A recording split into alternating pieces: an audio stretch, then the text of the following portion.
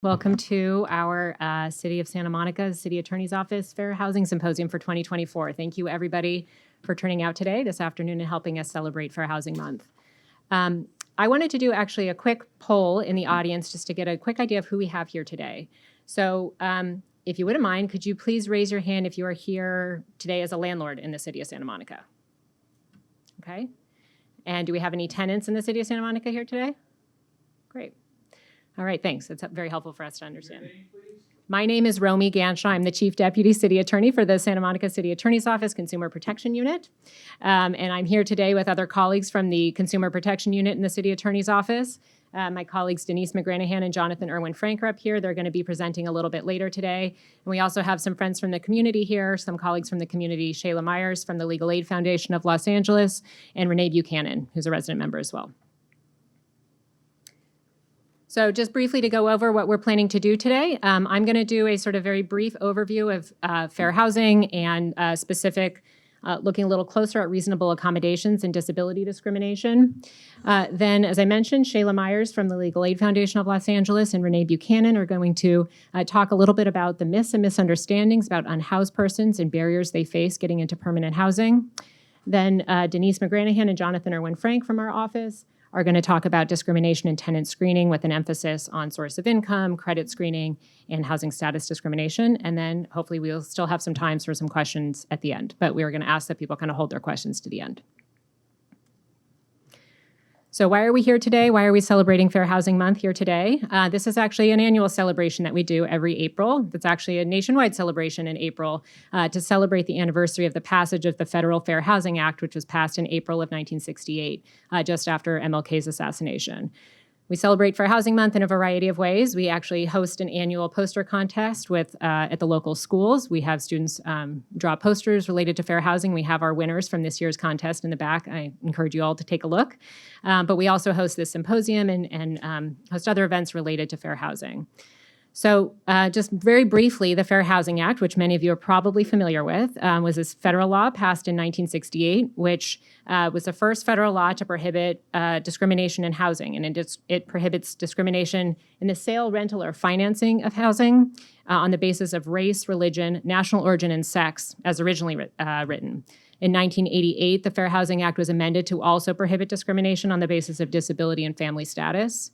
And we actually had our own fair housing law here in California even before the Fair Housing Act was passed, which is now part of what we call the Fair Employment and Housing Act, or I'm going to be calling it FEHA. We'll be calling it FEHA for short. So sort of the key fair housing laws that are important for landlords and tenants here in Santa Monica to be aware of, again, are the Federal Fair Housing Act, which I mentioned prohibits discrimination, including in rental housing, but also in the sale and financing of housing on the basis of a number of protected classifications. FEHA, our state law, prohibits discrimination on generally the same bases, but also a number of additional bases, including ancestry, gender, sexual orientation, gender identity, gender expression, military and veteran status, and genetic information. So FEHA is in many ways broader and more comprehensive than the Federal Fair Housing Act. And also, I've highlighted here, there are regulations that have been issued under FEHA, which also sort of lay out a little bit more of exactly what's prohibited by FEHA. There's another state law called the Unhoused Civil Rights Act, which is very similar. It prohibits discrimination in the conduct of any business establishment. So it's not limited to housing, but it also does include housing to the extent that's being conducted as a business, which it would be in rental housing. And that also prohibits discrimination on a couple of other bases as well, and incorporates the ADA.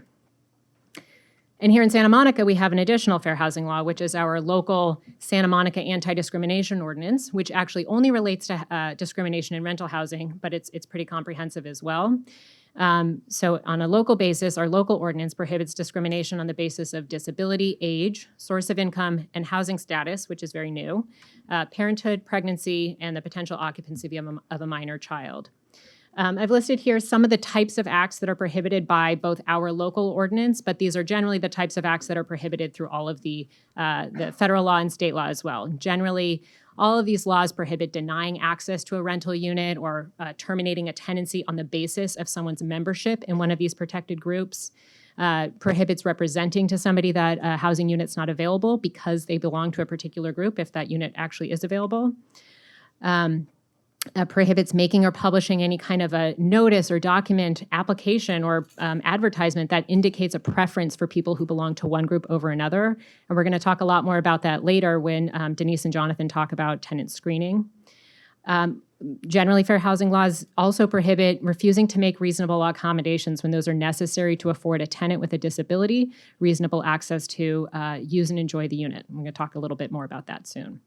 And then finally, our fair housing law and now state law as well also prohibit refusing to accept rental assistance from a third party, and that includes a voucher. So that's what we call source of income discrimination. So with that overview, I want to talk a little bit more about disability discrimination, specifically reasonable accommodations. So under the Federal Fair Housing Act, people with disabilities are protected against discrimination, and the term disability is defined under the Federal Fair Housing Act as something that substantially limits a major life activity. However, under California law, it's actually written more broadly and defined more broadly so that more people, more tenants are protected as disabled under the California FEHA. So FEHA defines a disability as something that simply limits a major life activity. It does not have to substantially limit a major life activity. So again, what that means is that basically FEHA is broader and more protective and covers more people. And it's important to note that someone might be disabled under FEHA's definition or even the Federal Fair Housing Act's definition, but they're not receiving disability benefits. They might not meet the definition of disabled that other sort of programs apply, but they could still qualify as disabled under the fair housing laws. So all of the fair housing laws include as a form of disability discrimination or include as a part of their protections a requirement that landlords provide reasonable accommodations to tenants with disabilities if those reasonable accommodations are necessary to afford the tenant or housing user an equal opportunity to use and enjoy the dwelling unit or housing opportunity. So reasonable accommodation is any sort of exception or change or adjustment to a rule, policy, or practice or service that, again, would be necessary to the person with a disability to use the housing unit. And a housing provider's failure to provide a reasonable accommodation to a disabled tenant is disability discrimination. So you can have disability discrimination in other forms, including just simply not making housing available to a person because they're disabled, but the denial of a reasonable accommodation itself is disability discrimination. We'll also talk or you'll hear about reasonable modifications, which are very similar to reasonable accommodations, and they're treated the same for the purposes of a housing provider's review of a request for a reasonable modification. But a modification is just any sort of structural change to a building or physical structure that's necessary to afford the person equal opportunity to use the dwelling unit.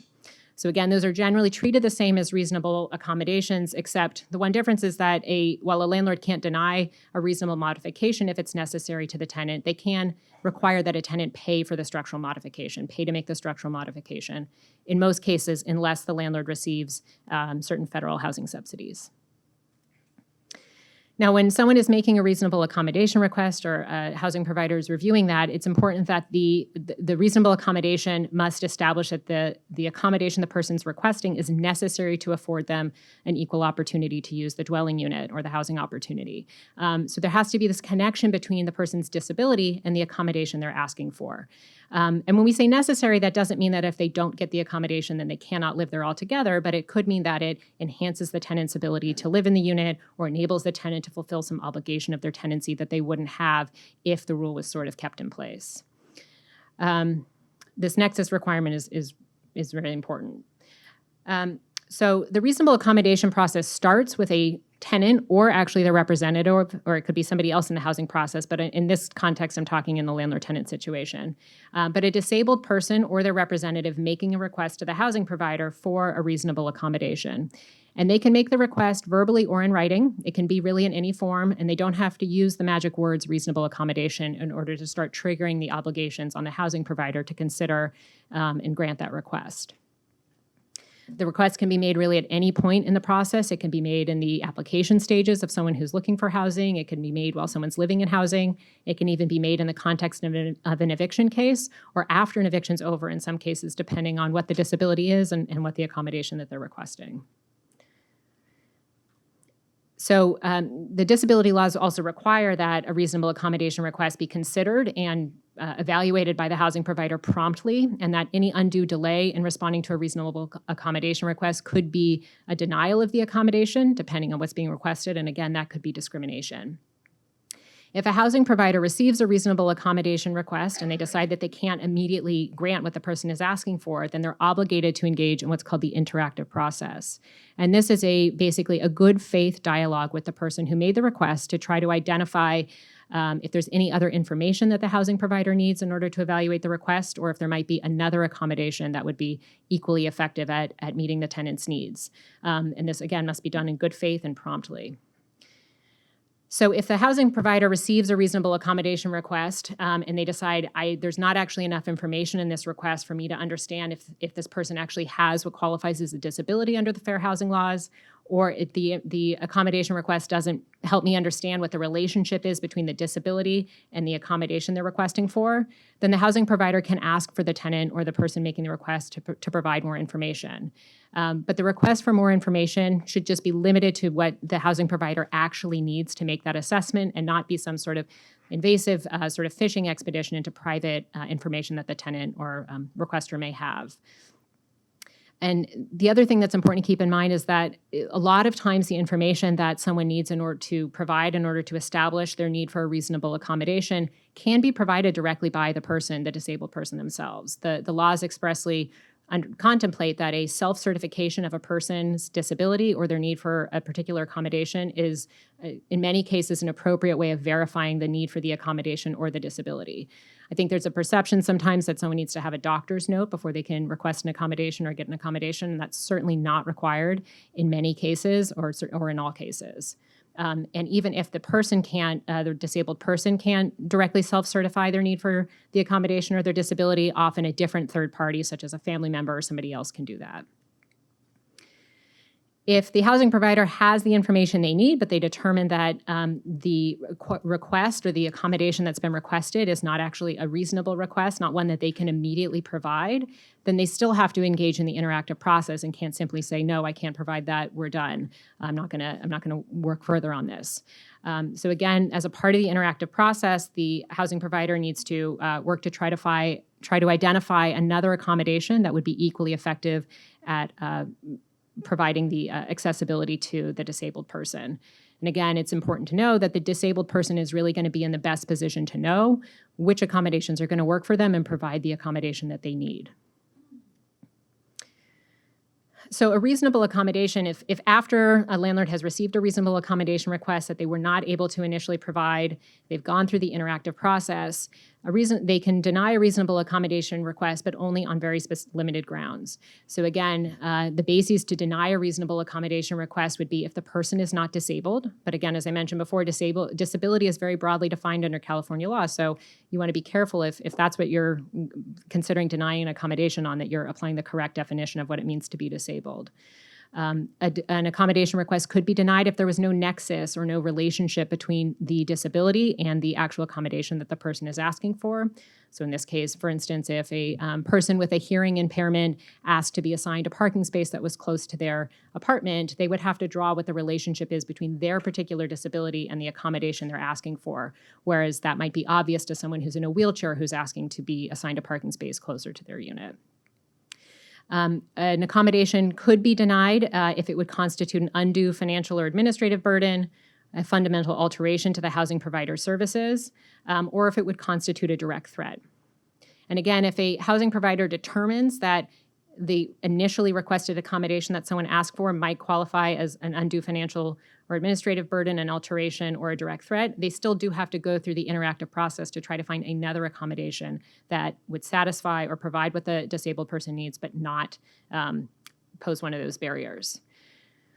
In order to deny a reasonable accommodation request on the grounds that it's an undue financial or administrative burden, this is a really case-by-case determination, because what reasonable means or undue is going to depend on the situation. So I've highlighted here actually the regulations under FEHA that really outline what this process looks like and the things that need to be considered. This is just a list of some of the things that might need to be considered. But most importantly, the fact that an accommodation might cost a housing provider some money is not a basis to say that it's an undue financial burden. It really depends on how much money it costs, what the financial resources of the landlord are, and the extent of the benefit that it might actually provide to the disabled person. If a housing provider were to deny reasonable accommodation on the ground that it's would be a fundamental alteration of their services, this means that would basically change the essential nature of what it is that they're doing as a housing provider. So an example here is if a tenant who is mobility impaired and can't leave their home would not be reasonable to ask that their landlord go and do their grocery shopping for them, since that's not a part of the services that the landlord already provides as a housing provider. Excuse me. And then finally, if a landlord or if a housing provider were to deny a reasonable accommodation on the ground that it's the requested accommodation would pose a direct threat, this has to be based on a case-by-case analysis and consideration of the specific accommodation and the specific needs of the person or the disability that they may have, and not any sort of stereotypes or speculation about what might come about if the accommodation is granted. So we see this come up sometimes in the situation of assistance animals, where landlords will have a blanket policy against a particular type of assistance animal, a particular breed of animal, pit bulls, that sort of thing. And the regulations are very clear that a landlord can't have a blanket policy of prohibiting one type of animal or one breed of animal based on a presumption or assumption that that animal is going to be a direct threat because it is a part of a particular breed. They would have to make that assessment based on the characteristics of the particular animal or assistance animal that the disabled person is asking to have live with them as an assistance animal. And I would say we also see this come up in the context of people with mental health disabilities, which are very much stigmatized. And often there's a lot of stereotype about how certain mental health disabilities will affect other people and potentially in some cases lead to dangerousness. But a lot of that is truly based on stereotype and misunderstanding. And so if a person with a mental health disability is asking for an accommodation to that disability, for instance, if a person with a hoarding disorder is asking for an accommodation, that they be relieved from an eviction process or have additional time to clean up their unit as an accommodation for their mental health disability, including hoarding disorder, it's not appropriate to deny that request simply on the basis of the hoarding or whatever the disability is causing. It could cause damage to the unit or damage to other tenants. The request needs to really be considered based on the nature of the particular individual and how their disability is presenting. Just a few other requirements related to reasonable accommodation requests. So a landlord cannot require any sort of additional fee or deposit to grant a reasonable accommodation request. We can't require a tenant or anybody else to waive the right to reasonable accommodation requests in the future. And as I mentioned, in the interactive process, a landlord's engaging with a tenant to try to find more information about the nature of their disability or the need for the request. They might acquire some private medical information in the context of that process. Any information that they get in that needs to be kept confidential because that is the tenant's private information ultimately. I just have one last slide here related to assistance animals because this is a very common area where this issue of reasonable accommodations comes up. I already mentioned this a little bit, but this often comes up in the context of a no animals or no pets policy. A landlord might have a tenant who can demonstrate that having an animal live with them either as a service animal or a support animal. If that would accommodate their disabilities, then generally a landlord is required to vary or modify their no pets or no animals policy to allow the tenant to do that if that would be necessary to afford the tenant equal access or equal opportunity to enjoy the unit. And as I mentioned, they can't, if a landlord allows pets but prohibits pets of a certain weight or size or breed, again, those types of policies are exactly the types of things that reasonable accommodations are directed at, seeking modification of, if necessary, to afford the disabled tenant equal opportunity. Okay. I'm going to stop there and turn it over to Shayla Myers and Renee Buchanan.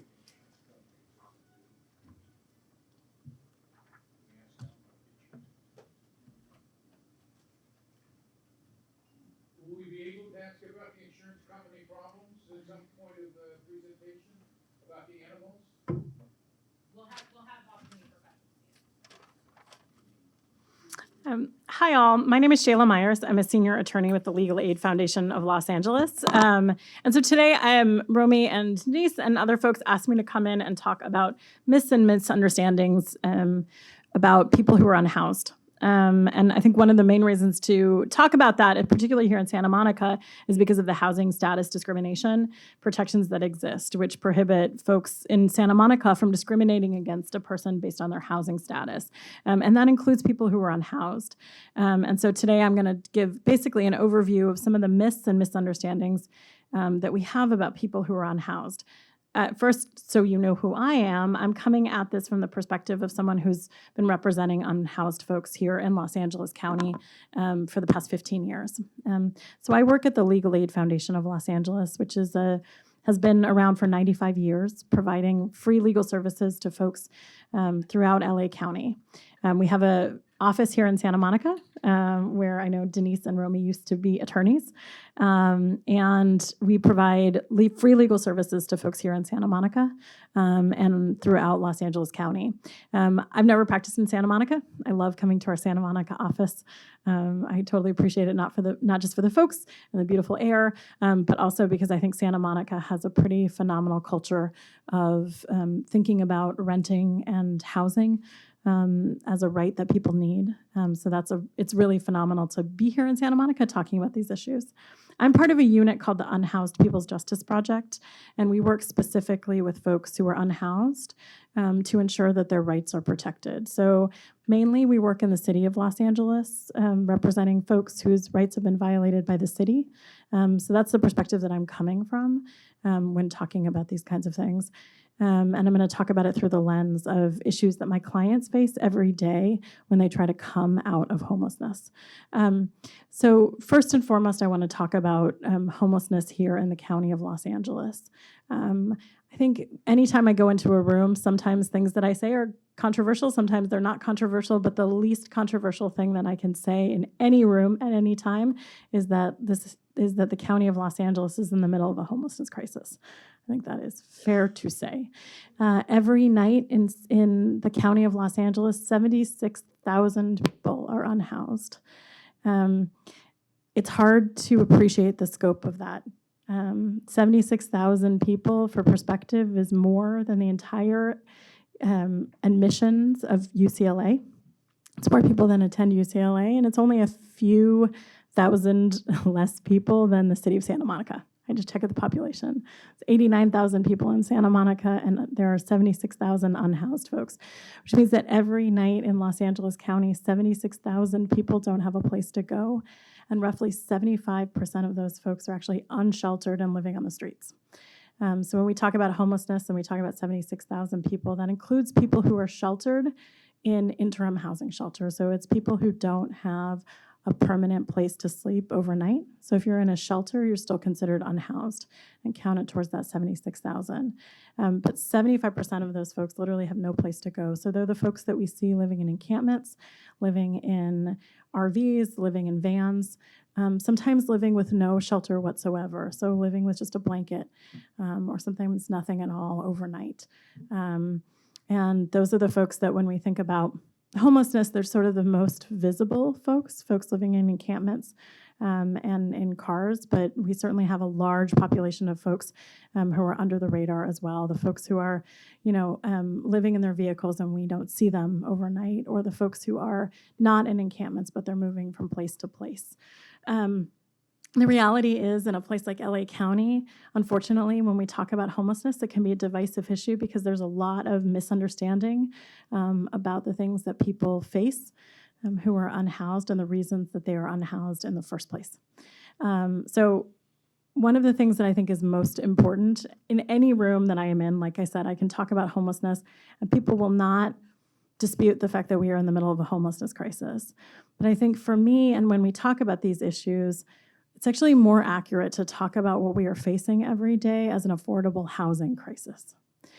Because the reality is, here in Los Angeles, while we have 76,000 people who are unhoused, we have 521,000 too few affordable units for people to live in, which means that 521,000 too few units means that people who are living in units that are housed are significantly rent burdened and often just one paycheck away from falling into homelessness. And as a result of that, many people who fall into homelessness it's not the same population of folks who are unhoused every day, because many people cycle in and out of homelessness because housing here in Los Angeles County is so unaffordable. How many of you are renters?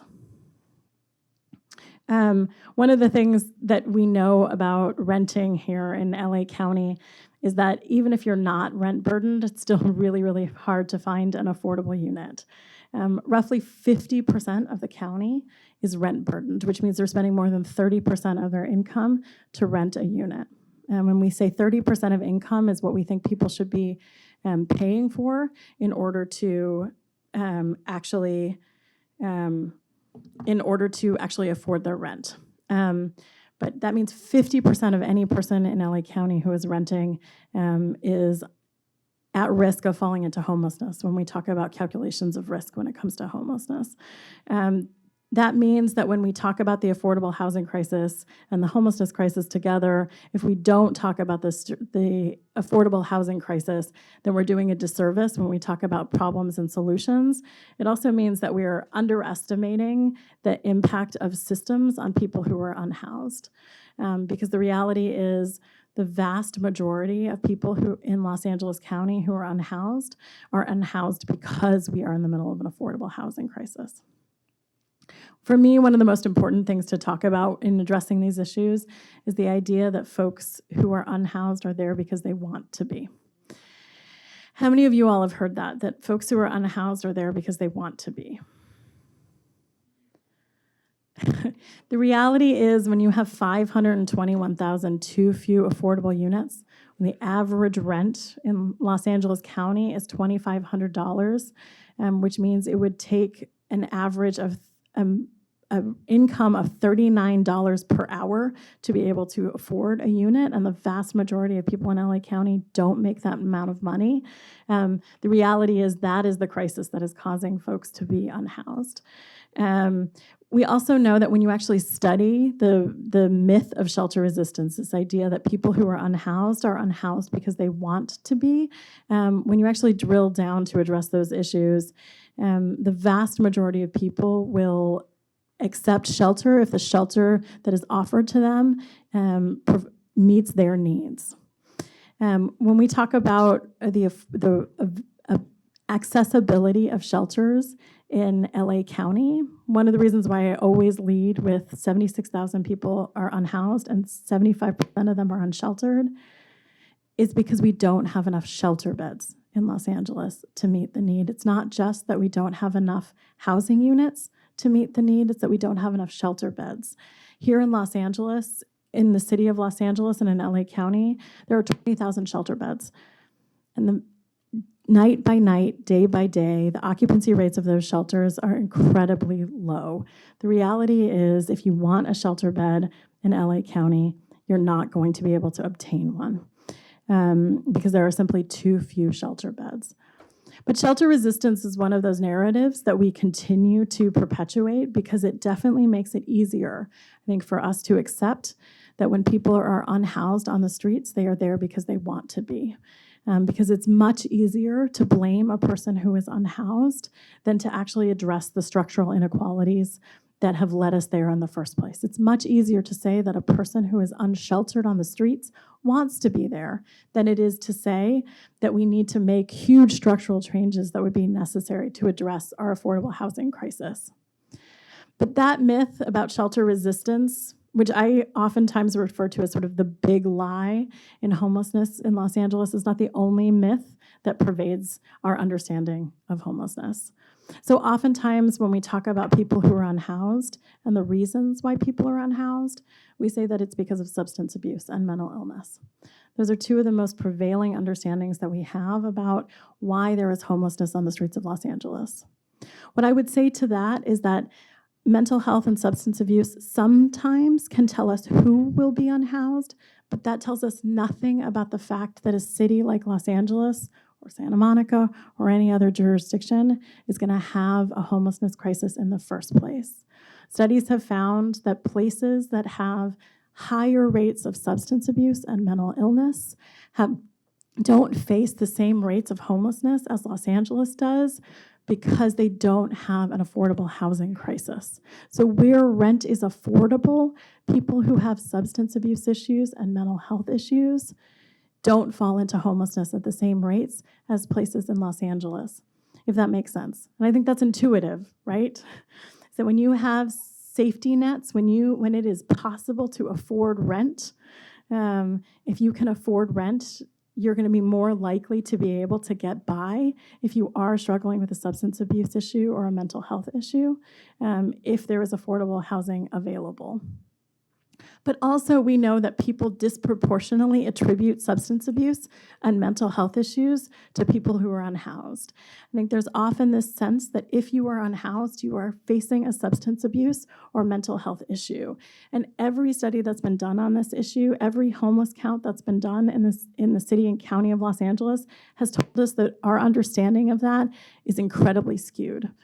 In fact, 70% of people who have been surveyed through the yearly homeless count don't have substance abuse issues, and 75% are not facing serious mental health issues.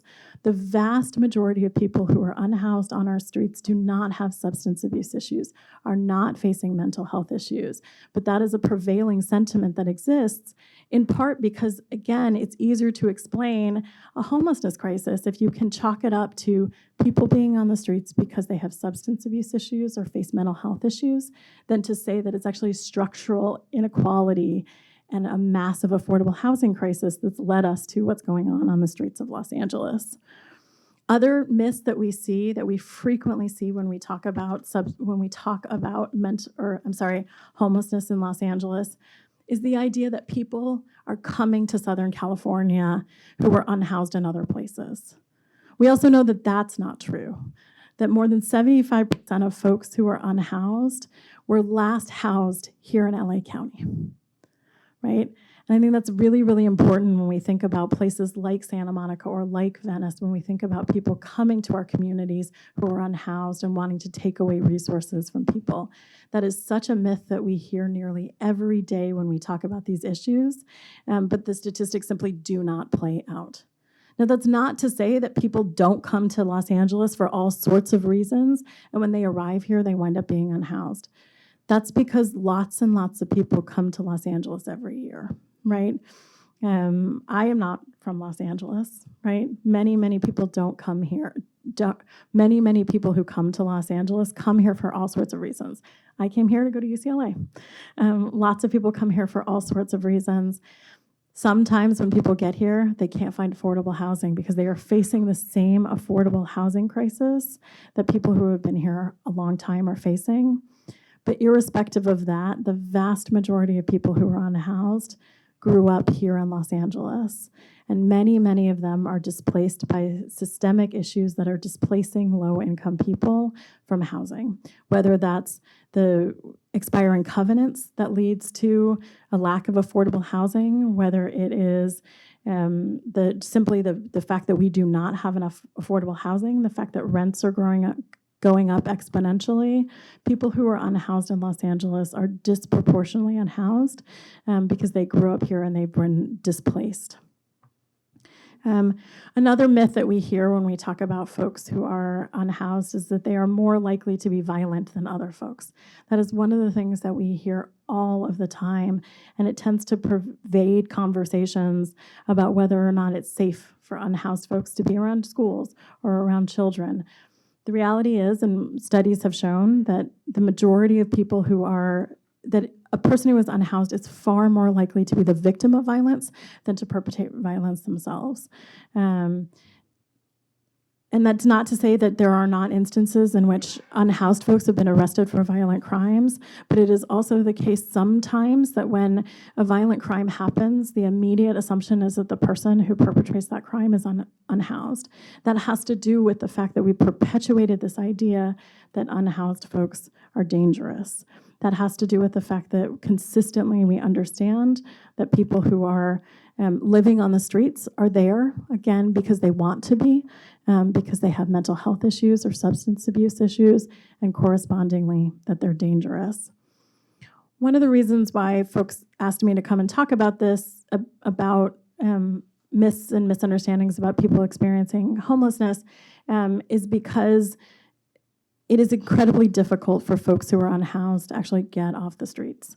And so the last thing that I'm going to talk about are issues and challenges facing people who are unhoused to actually move out of homelessness and into housing.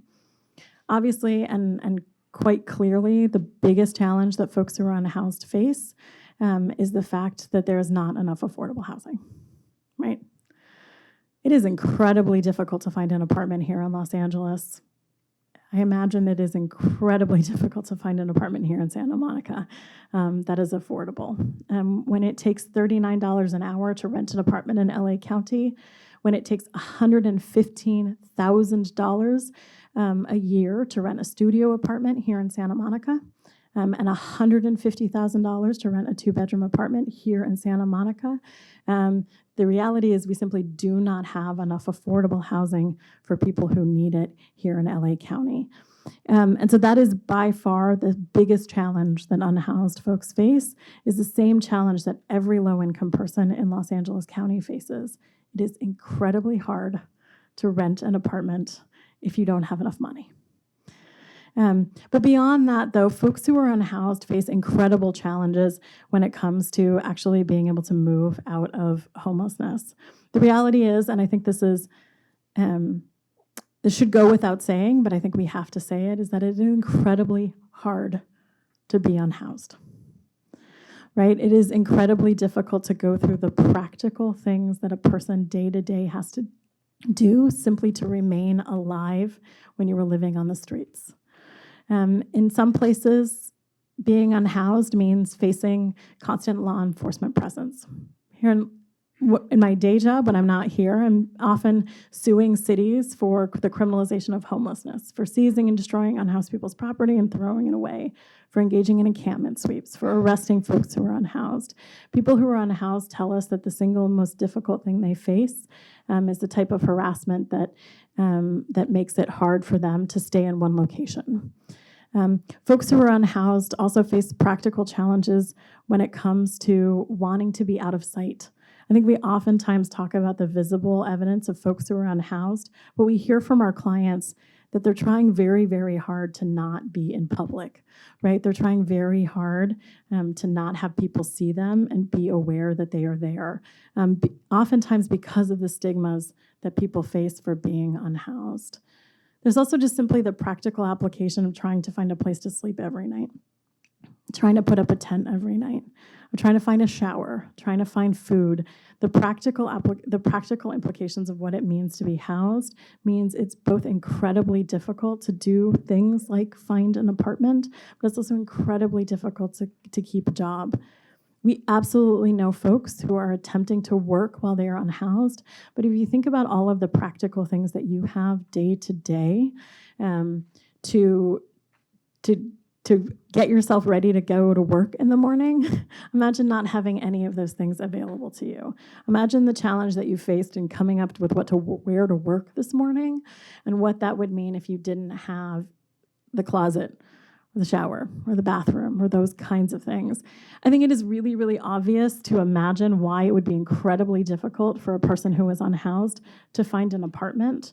But I think when we don't put ourselves in the shoes of someone who is unhoused, then we forget all of the practical things that we rely on day to day that make it possible for us to survive. We forget that unhoused folks don't have those things available to them. Obviously, the stigmas that I talked about, the myths that exist about people who are unhoused, also track people who are unhoused when they're looking for an apartment. And that's the reality of it. We've spent decades in this country demonizing folks who are unhoused. We've spent decades in this country passing laws that make it a crime for a person who is unhoused to engage in sustaining life activities outside when they have no place else to go. How many of you all have heard of the case Grants Pass versus Johnson? was just argued by the U.S. Supreme Court on Monday. If I'm a little frazzled, it's because that case took up a lot of our time if we work in these issues, and so everybody's been paying attention to that. I've been paying a lot of attention to that. And that case is about whether or not a city can make it a crime for a person to sleep outside when they have no place else to go. And many, many jurisdictions around this country make it a crime for people to sleep outside when they have no place else to go. And the practical impact of that is not simply that it makes it a crime for a person to be outside, but it also makes a person who is unhoused criminal in the eyes of the community. Right? If you pass a law that says it's a crime to sleep outside, even if you have no place else to go, then the community that you live in has deemed you a criminal.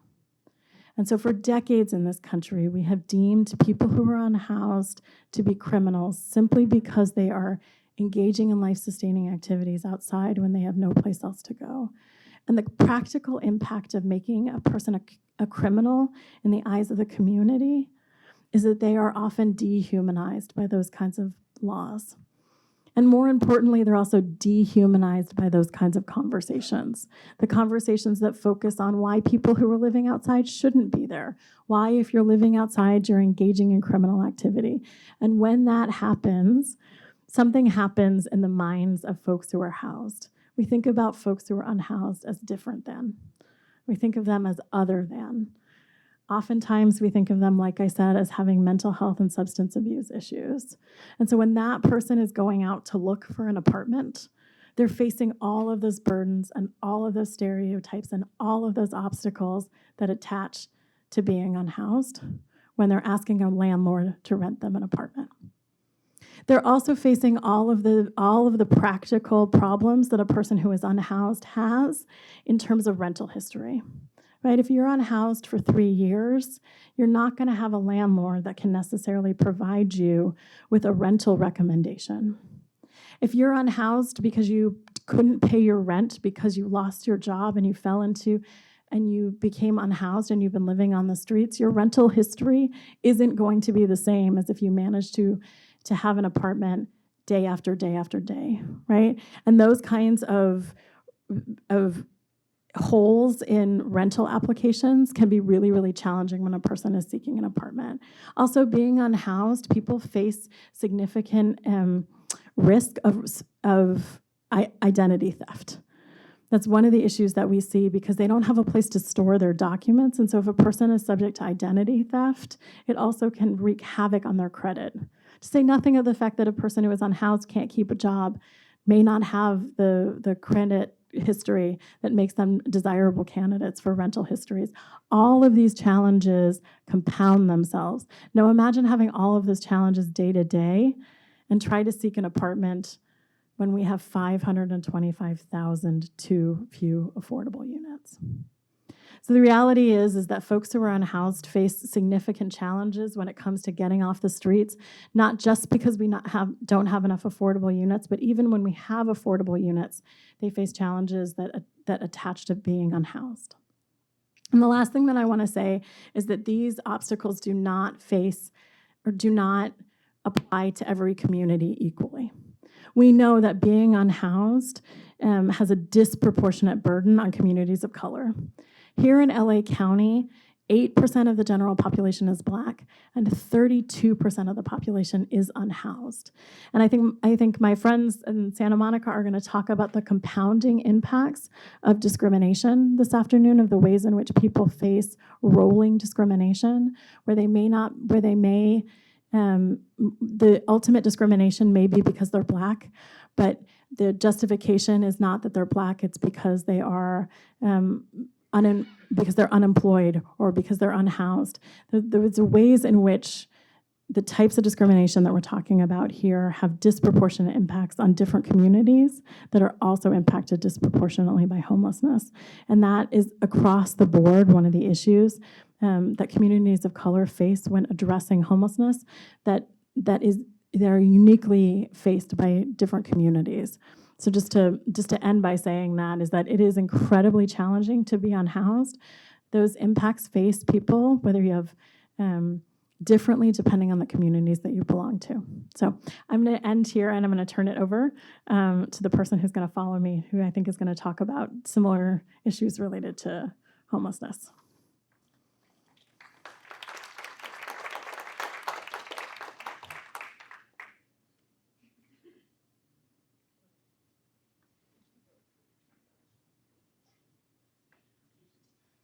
Thank you, Shayla. I'm Denise McGranahan, Deputy City Attorney, and I'm going to introduce Renee Buchanan, who lives at a community corporation of Santa Monica apartment, and she's on their resident advisory board. And Renee's going to talk about her experience getting into housing, and hopefully that will inform us more. Thank you.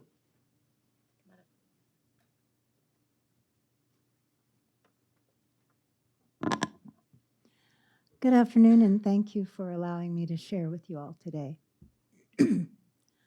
I never knew how deafening silence could be. It had been a very long time since I had lived alone, whether I was in a psychiatric hospital, a shelter, or surfing on someone's couch. I'd been surrounded by noise, by activity, and by people for what seemed like forever. But there I stood, no noise, no activity, and no people, just me. And I was absolutely terrified. Who was going to tell me what to do all day long? What if no one answered their phones when I called? How would I remember to take my medications? What if I forgot to pay my bills? What if my depression and my anxiety left me on the brink of suicide? What if the doctors, nurses, and therapists had all been right? What if I really was too broken to function independently, to ever work again, to live on my own? What if being housed was just an illusion? Well, it's now been 21 years since I stared down my demons in the living room of my new Santa Monica apartment. I had been so certain they would win. What I didn't know then, however, is that living alone is not synonymous with being alone. Slowly, I began to realize that the folks who supported me hadn't disappeared just because I no longer lived with them. More importantly, I learned that they were all tucked away in my heart, just waiting for the next time I needed them, but could not physically be with them. To this day, I still call on some of them when I need what I know only they can give. And this is, in my opinion, the most important thing to understand about folks moving from the streets, shelters, hospitals, and jails into affordable housing. They are making an often cataclysmic lifestyle change that challenges everything they thought they knew about themselves. You see, even the most unpleasant living situations become familiar after a while. Familiarity then begets settling. Settling begets resignation. And resignation kills dreams, leaving us to believe that we deserve no better than living out of a trash bag. But we do deserve better. We deserve the same opportunities that everyone who decides to live in Santa Monica has. We deserve a chance to benefit from all that one of California's most forward-thinking cities has to offer. We, in turn, strengthen the fabric of our city, of your city, and so we all need us here. This is why affordable housing availability is so important.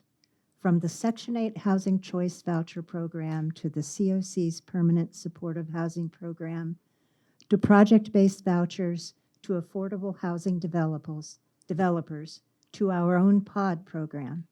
It behooves us as a community to use whatever means possible to preserve and expand access to affordable housing. In so doing, we enrich our city, and even more personally, we will enrich our own lives by meeting awesome people brought to us by our own commitment to affordable housing. In 2003, when I set out Section 8 voucher in hand to find an apartment, I knew my search would be challenging. I had been warned throughout the tedious process of applying that vouchers were not necessarily popular among landlords. So instead of feeling empowered, I was desperate, and I took the first apartment I saw. I asked no questions lest the landlord change her mind. In the years I lived in that apartment, though, I learned an important lesson I hope that all voucher holders know. The value of my tenancy is dictated by my character, not by how my rent is paid. I do not have to settle. I have choices, and my hope is that all of us here today will continue working together to ensure the availability of those affordable housing choices to struggling tenants and to those tenants yet to come. Shortly after moving into that apartment, I was hired by OPCC, now the People Concern. I was incredibly honored to not only give back to those who had helped me heal, but to have the opportunity to share with my peers the lessons I had learned. During my employment, I saw others struggle, especially those with vouchers, to find affordable housing. But I also witnessed OPCC and the city of Santa Monica come together to improve the efficacy of affordable housing programs for both tenants and landlords. Now Santa Monica has taken a huge step forward in affirmatively furthering fair housing, adopting a law which makes both income source and housing status discrimination illegal. Historically, these have been the two most common affordable fair housing barriers. This law seeks to change that by recognizing a reality that housing advocates have known for a very long time. A person applying for tenancy is far greater than the sum of all of their experiences. Thank you.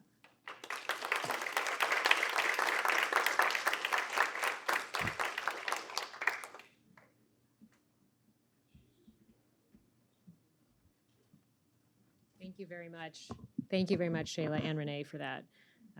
Very moving. I'm just checking to see if you logged in.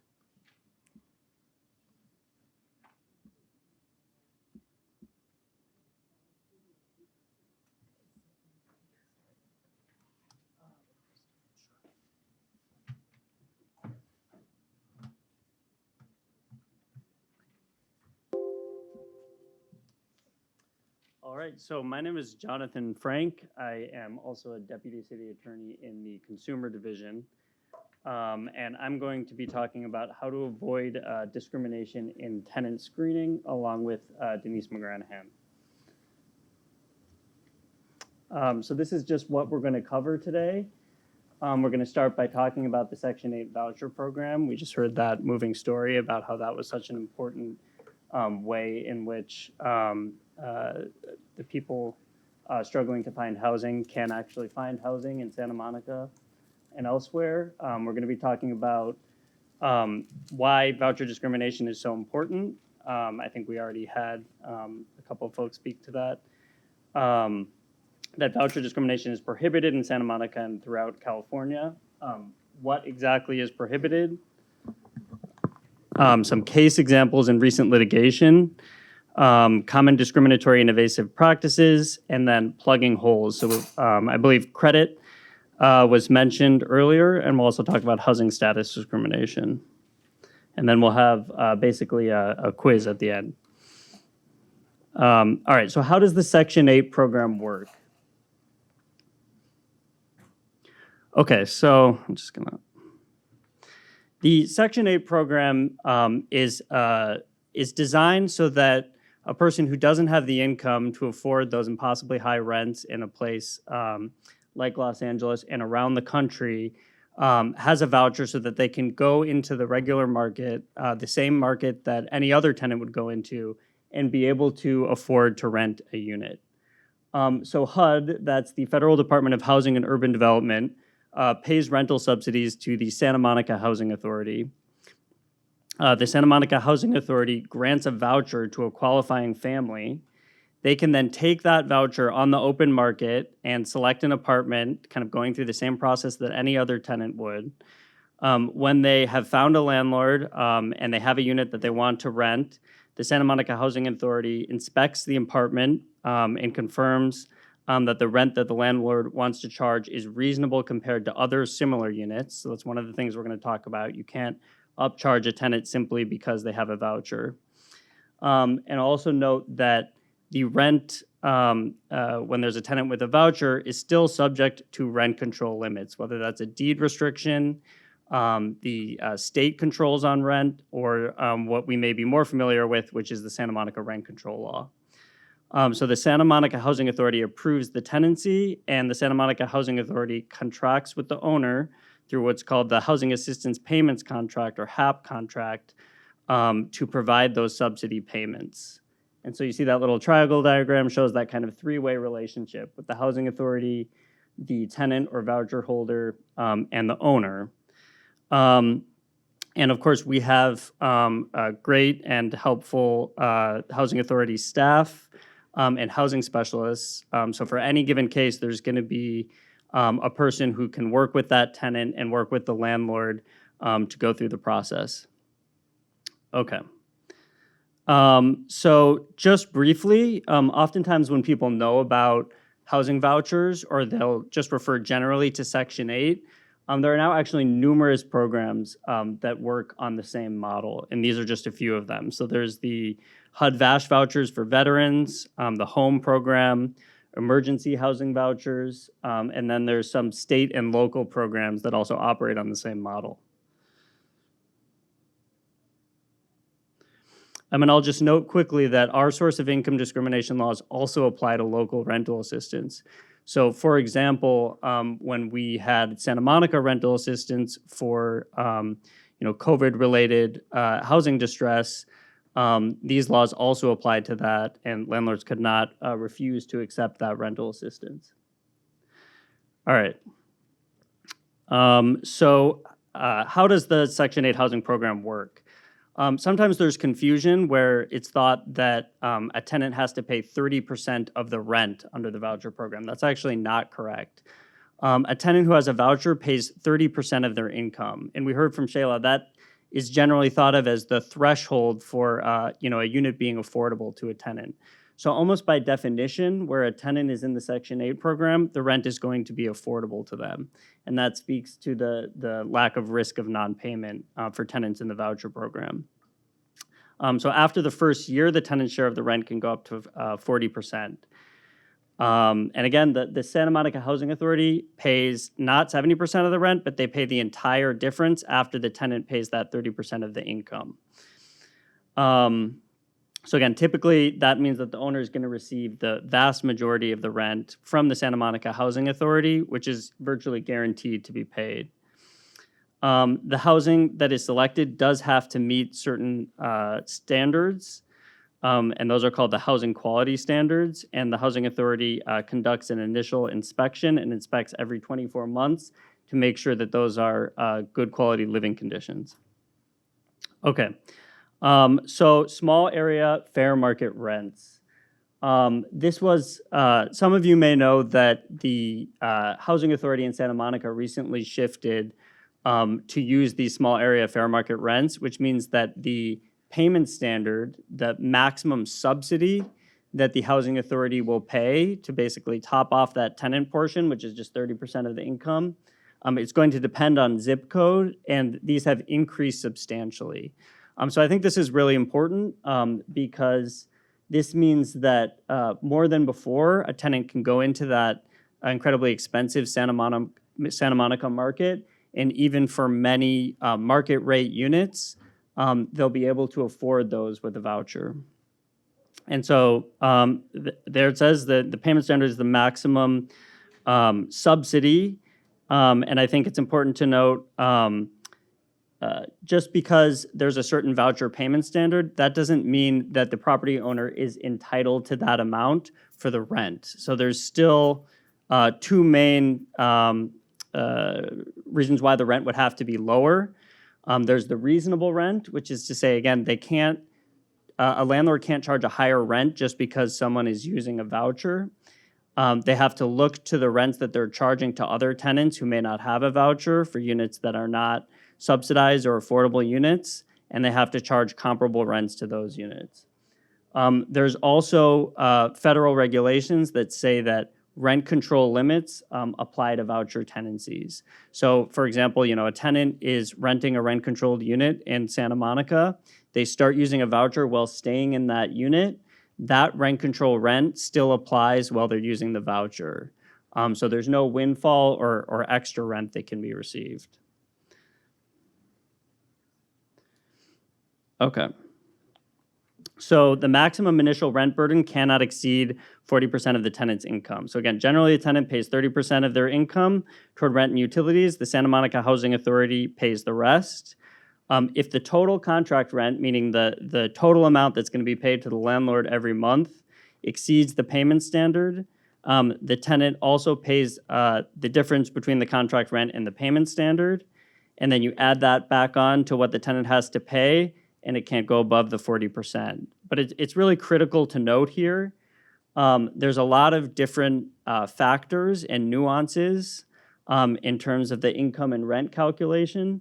And that's why we emphasize here in bold that a landlord should not deny a tenant an opportunity to apply or to complete what's called a request for tenancy approval, or RTA, simply because the rent is over the payment standard. The tenant may still be able to afford the unit, and we need to rely on the expertise of the housing authority to make the determination of whether or not that's a unit for which the tenant qualifies once they receive that request for tenancy approval. Okay, so this is just the information for the Santa Monica Housing Office. And certainly you can find that on the city's website. Okay, so why are anti-voucher discrimination laws so important? So Section 8 is the main source of affordable housing in the country. And we just talked about how there's that affordable housing crisis, and that's really the main source of the homelessness crisis in Los Angeles County and elsewhere. So there's about 2.1 million households and 5 million people rely on vouchers.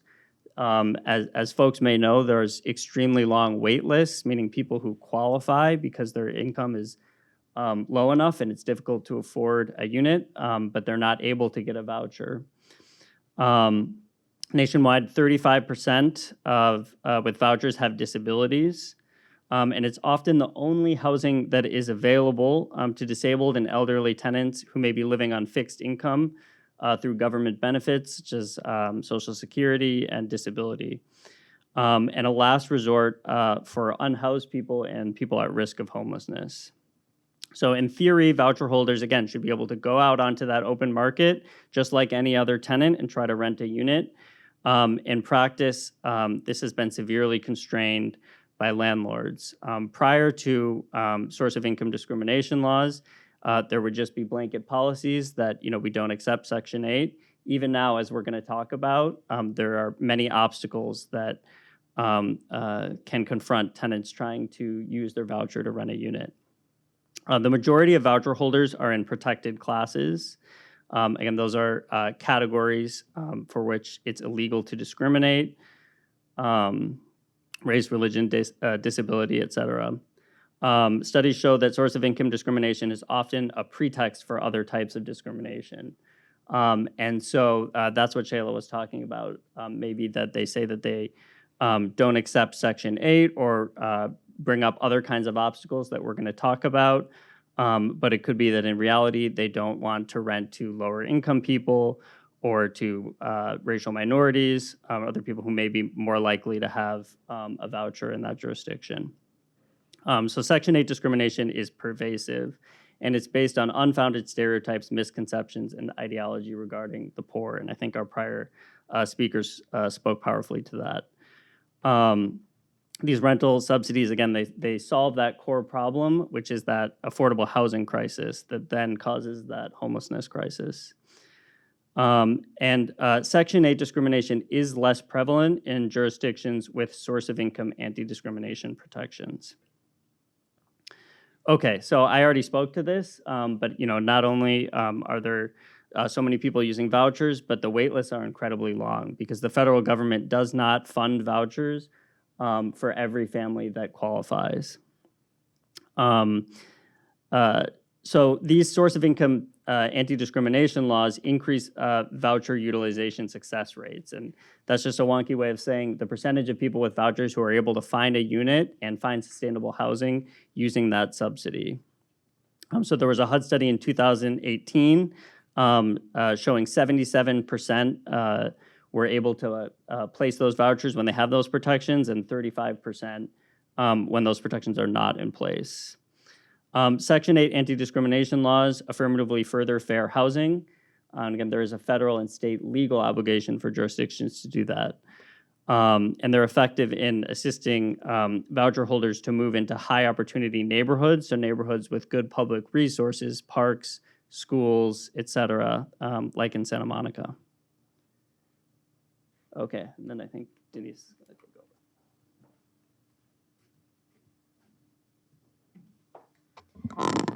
Good afternoon, everybody. I've been working on source of income discrimination for many years, probably since the early 2000s, and we've come very far. So it's very exciting to share how far we've come and try to bring everybody into the world of it, thinking more abundantly about how to help people come out of homelessness and get into housing in Santa Monica. So first I'm going to talk about the Santa Monica Housing Anti-Discrimination Ordinance, which covers source of income discrimination. So we, the City of Santa Monica, passed an ordinance on May 12, 2015, and that was broader than the state law at that time. We were the second jurisdiction in the state to do this. San Francisco had done it, although they hadn't done much enforcement. But we were able to pass this law that covers Section 8 and similar subsidies, and it's been upheld after a challenge by AGLA. And then about 5 years later, the state passed a law that now applies to everybody in the state. We'll get to that. So the California's Fair Employment and Housing Act, it luckily now covers, as I just said, Section 8 statewide. So you can't be discriminated against because you have a housing subsidy such as Section 8, nor can you be discriminated against for having other types of sources of income that we'll also get to that. So this expanded definition means that people who have vouchers who use assistance from the government are protected. That is critical to dealing with homelessness. We have also security deposit assistance programs that landlord can't refuse to accept. Emergency assistance programs like in COVID, which Jonathan mentioned earlier, and also there are locally funded subsidy programs. The thing is that there are landlords who say, I don't want to sign a W-2 form, but that's required. You'll have to sign a W-2 form in order and accept the rent from a third party. That is now the law. The FEHA has some really good regulations that explain the law. Romy mentioned the regulations in the context of disability discrimination, but the regulations also cover source of income. And the regulations demonstrate that this law is very broad. It covers refusing to complete forms, sign documents, allow inspections, comply with public assistance, rental assistance, or housing subsidy regulations, including the refusal to make repairs or meet HQS standards, and taking other steps to facilitate access to the housing accommodation. And we're going to get into specific ways that plays out. All housing providers in Santa Monica that provide rental housing are covered by the Santa Monica law, but under FEHA. It's private landlords, property management companies, homeowners associations, corporations, and others who rent residential property in California. But if the homeowner lives in their house, a condominium, or other single-family unit and rents only one room, they're exempt. But that's not the case in Santa Monica. So what is prohibited by these laws? I'm going to give you 2 slides of examples. These are just examples. These are practices that are prohibited. You can't advertise or state a preference for tenants with certain sources of income. For example, you can't say in your rental criteria, you need 3 years of employment experience, or 3 years of, you need to have been at your same job in the same industry for 3 years. You can't only rent to someone, you can't decide that you're only going to rent to someone because someone who is employed. So other sources of income, it could be disability benefits, it could be the family paying the rent for the person. It could be a lot of different things, and you need to be open to that as a landlord. Refusing applications from a prospective tenant, that's kind of obvious.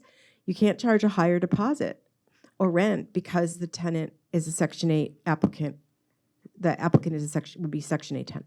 In fact, we have had cases where after the Section 8 applicant has applied, the prospective landlord has increased the deposit, and the city attorney's office got involved in that and intervened. Also, it is prohibited by these laws to refuse to enter into a lease or renew a lease because the person will be using a voucher, and that could also mean somebody who's in an existing unit who gets a voucher. And then interrupting or terminating any tenancy because the tenant is using or plans to use a housing voucher. Other examples include falsely representing that a unit is not available because the family will be using a voucher, requiring different clauses, conditions, or restrictions in the terms of the agreement, restricting the tenant's access to common areas or facilities. We have seen that at some properties that are mixed, sort of affordable, where there's affordable housing and market rate housing, and sometimes the affordable units, the landlords have done some of that restriction of access. Refusing repairs or improvements to the property because the family is using a voucher. And if you're interested in reading more about this, you can go to the Civil Rights Department. The California Civil Rights Department has a really good fact sheet online, SOI fact sheet. So one of the things to understand that I often see this is that there's this common practice that housing providers require that the applicant make 3 times the rent. It's important to know that when it's a voucher applicant, the law in California, which is also imputed into our law, requires that the applicant make only 3 times the applicant's share of rent, not the entire rent. So if you're advertising a unit, it's important to make that distinction in the advertisement, because if you advertise it, the person needs to make 3 times the rent, that would actually express a preference against a person who has a voucher, and that could be discrimination. So for example, if a 2-bedroom unit is advertised at a rent of $2,500 per month, and the policy is that all households must have an income of at least 3 times that rent, a household with a voucher applies for the apartment, and the tenant's portion would be $500, and the housing authority would be paying $2,000. The housing provider is permitted to require the tenant make an income of at least $1,500 a month. That is 3 times the tenant's share. It's a pretty critical thing. Okay, so then there's this concept, all landlords are required to take Section 8. Well, like every other protected class, landlords are not required to accept the particular individual, a person who's Black or a person who's disabled. If the landlord is asking for rent that is unaffordable to that person, they don't have to lower the rent. But they can't refuse to accept a Section 8 tenant if the reason is that they're on the Section 8 program. And they can refuse for more or less the same reasons they can refuse any other applicant. There are some exceptions here having to do with credit and housing status. So we'll get into that later. Now, landlords cannot say they don't take Section 8, but some still make it difficult. In other words, landlords don't come out and say often, we don't take Section 8. And although I recently saw some ads, and I'll show you them. They not in Santa Monica, luckily, but they still make it difficult and sometimes impossible for the Section 8 voucher holder to apply by using pretextual reasons. And this is what we're trying to discourage at the city attorney's office. If the tenant encounters discrimination, there are a number of options. The tenant or applicant can file a complaint with formerly DFEH, but it's called the Civil Rights Department. They can contact our office, which is the Santa Monica City Attorney's Office, a fair housing agency such as the Housing Rights Center, or they can file a private lawsuit. And those lawsuits typically are done on contingency fee. So what we do here in the city is we accept complaints for discrimination, and we will try to resolve them without litigation, but if we need to, we will engage in litigation. So here's a couple recent litigation and case examples. I'm gonna, first of all, this is where you would complain if you have an issue with discrimination, is our office, so this is the phone number. Also, over the past several years, we have resolved over 40 source of income discrimination complaints by converting no's to yeses, which has been very, really very good for those people who were trying to get housing. We recommend that people who are in this situation contact our office as soon as possible, because the earlier we receive the complaint, the better chance we have to resolve it so the tenant can utilize the voucher, because that's the goal, is getting the tenant into the housing. It's not so much to punish the landlord, although there can be punishments. The idea is to make this work out for everybody so that discrimination is prevented. So, and I'm going to have Jonathan talk about the next slide. Come on up. Great. So as Denise was saying, that the vast majority of cases, we will work with the homeowner and the tenant and be able to come to a resolution where the landlord will comply. But certainly, if there's not compliance, we can and we do, and we are willing to litigate. So this is an example of a case that was actually filed in civil court. The tenant was a 71-year-old existing Santa Monica tenant in a rent-controlled apartment who had been a disabled tenant since 1981. Her income was from Social Security and Social Security disability, and she was extremely rent burdened. That means after using her fixed income to pay her rent, had barely enough to cover life necessities, and was just one car payment or one big expense away from potentially losing her housing. So she was awarded a voucher in November 2018, and the landlord refused to accept it. So the city attorney and the Legal Aid Foundation of Los Angeles tried to persuade the landlord to accept multiple times, but there was intransigence. She was not willing to accept. In February of 2019, the city sued under its local ordinance, the city law that prohibited source of income discrimination, threatened to file a preliminary injunction, which is just going into the court to require an action before the lawsuit has been fully resolved. And in the course of that, the landlord agreed to come to an agreement to basically have the rent only be what the tenant portion would have been until the lawsuit was resolved. So the Legal Aid Foundation filed an affirmative case in 2020. So the city attorney only represents the city, but very often a tenant may have their own advocate. They file a lawsuit. The city files a lawsuit. The cases are related. And they're both pursuing a common aim, in this case, enforcement of our source of income discrimination law. And both the city and the Legal Aid Foundation won summary adjudications on liability in February 2023. It means they filed papers with the court saying, based on the facts that we've already proven, even without a trial, you should decide in our favor because it's so clear that there was a violation. And there were permanent injunctions issued in both cases in August 2023. A permanent injunction is just an order from the court that, in this case, the property owner has to do something, which was, in this case, to accept the voucher and to accept, not have a policy of refusing to rent to voucher tenants. And so there was a mediation with all the parties, and a global settlement was reached with a court-ordered injunction on December 14th, 2023. And again, what was ordered there is written out there, but it was basically a court order saying that the landlord could not refuse to accept the voucher from this tenant and generally had to comply with the anti-discrimination ordinance and couldn't refuse to accept vouchers generally. The defendant is required to adopt a city-approved fair housing policy and attend a city-approved property management training.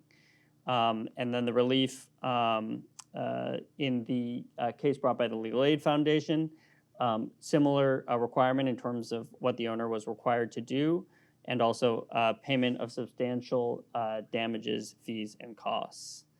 And that is, settlement agreement is being finalized. Okay, so this is a recent case of a voucher holder denied for poor credit. So there's a Santa Monica resident, age 62, who had lost a service job during the pandemic and incurred some credit card debt, which had a significant effect on his credit score. So he received a home voucher, again, that's similar to a Section 8 voucher, operates on the same principles. And he applied to rent an affordable unit where a large property managed by a national company was turned down due to poor credit determined by a third-party credit screener called RentGrow. This is one of the challenges that has come up where, one of the things we emphasize is if a landlord is going to use a third-party applicant screener, they have to be particularly careful that they're able to do that, and to the extent that it does anything automatically, that it's able to comply with the source of income discrimination and credit laws that we're talking about. And so he was denied because of credit, even though his share was going to be $12 per month. And so even if someone has fixed income, sometimes because of the ways that utilities and other fees, and like I said, the nuances of how the income and rent portion are calculated, it is possible for a tenant portion to be that low.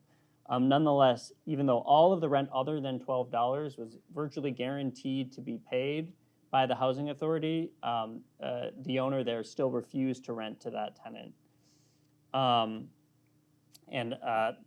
The landlord suggested that he get a third-party guarantor or a surety company, but they would only insure a year of rent if he paid a full month's rent.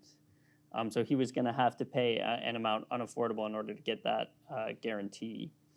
And the landlord refused upfront payment of $144. In other words, where service providers were going to be able to pay his portion for an entire year.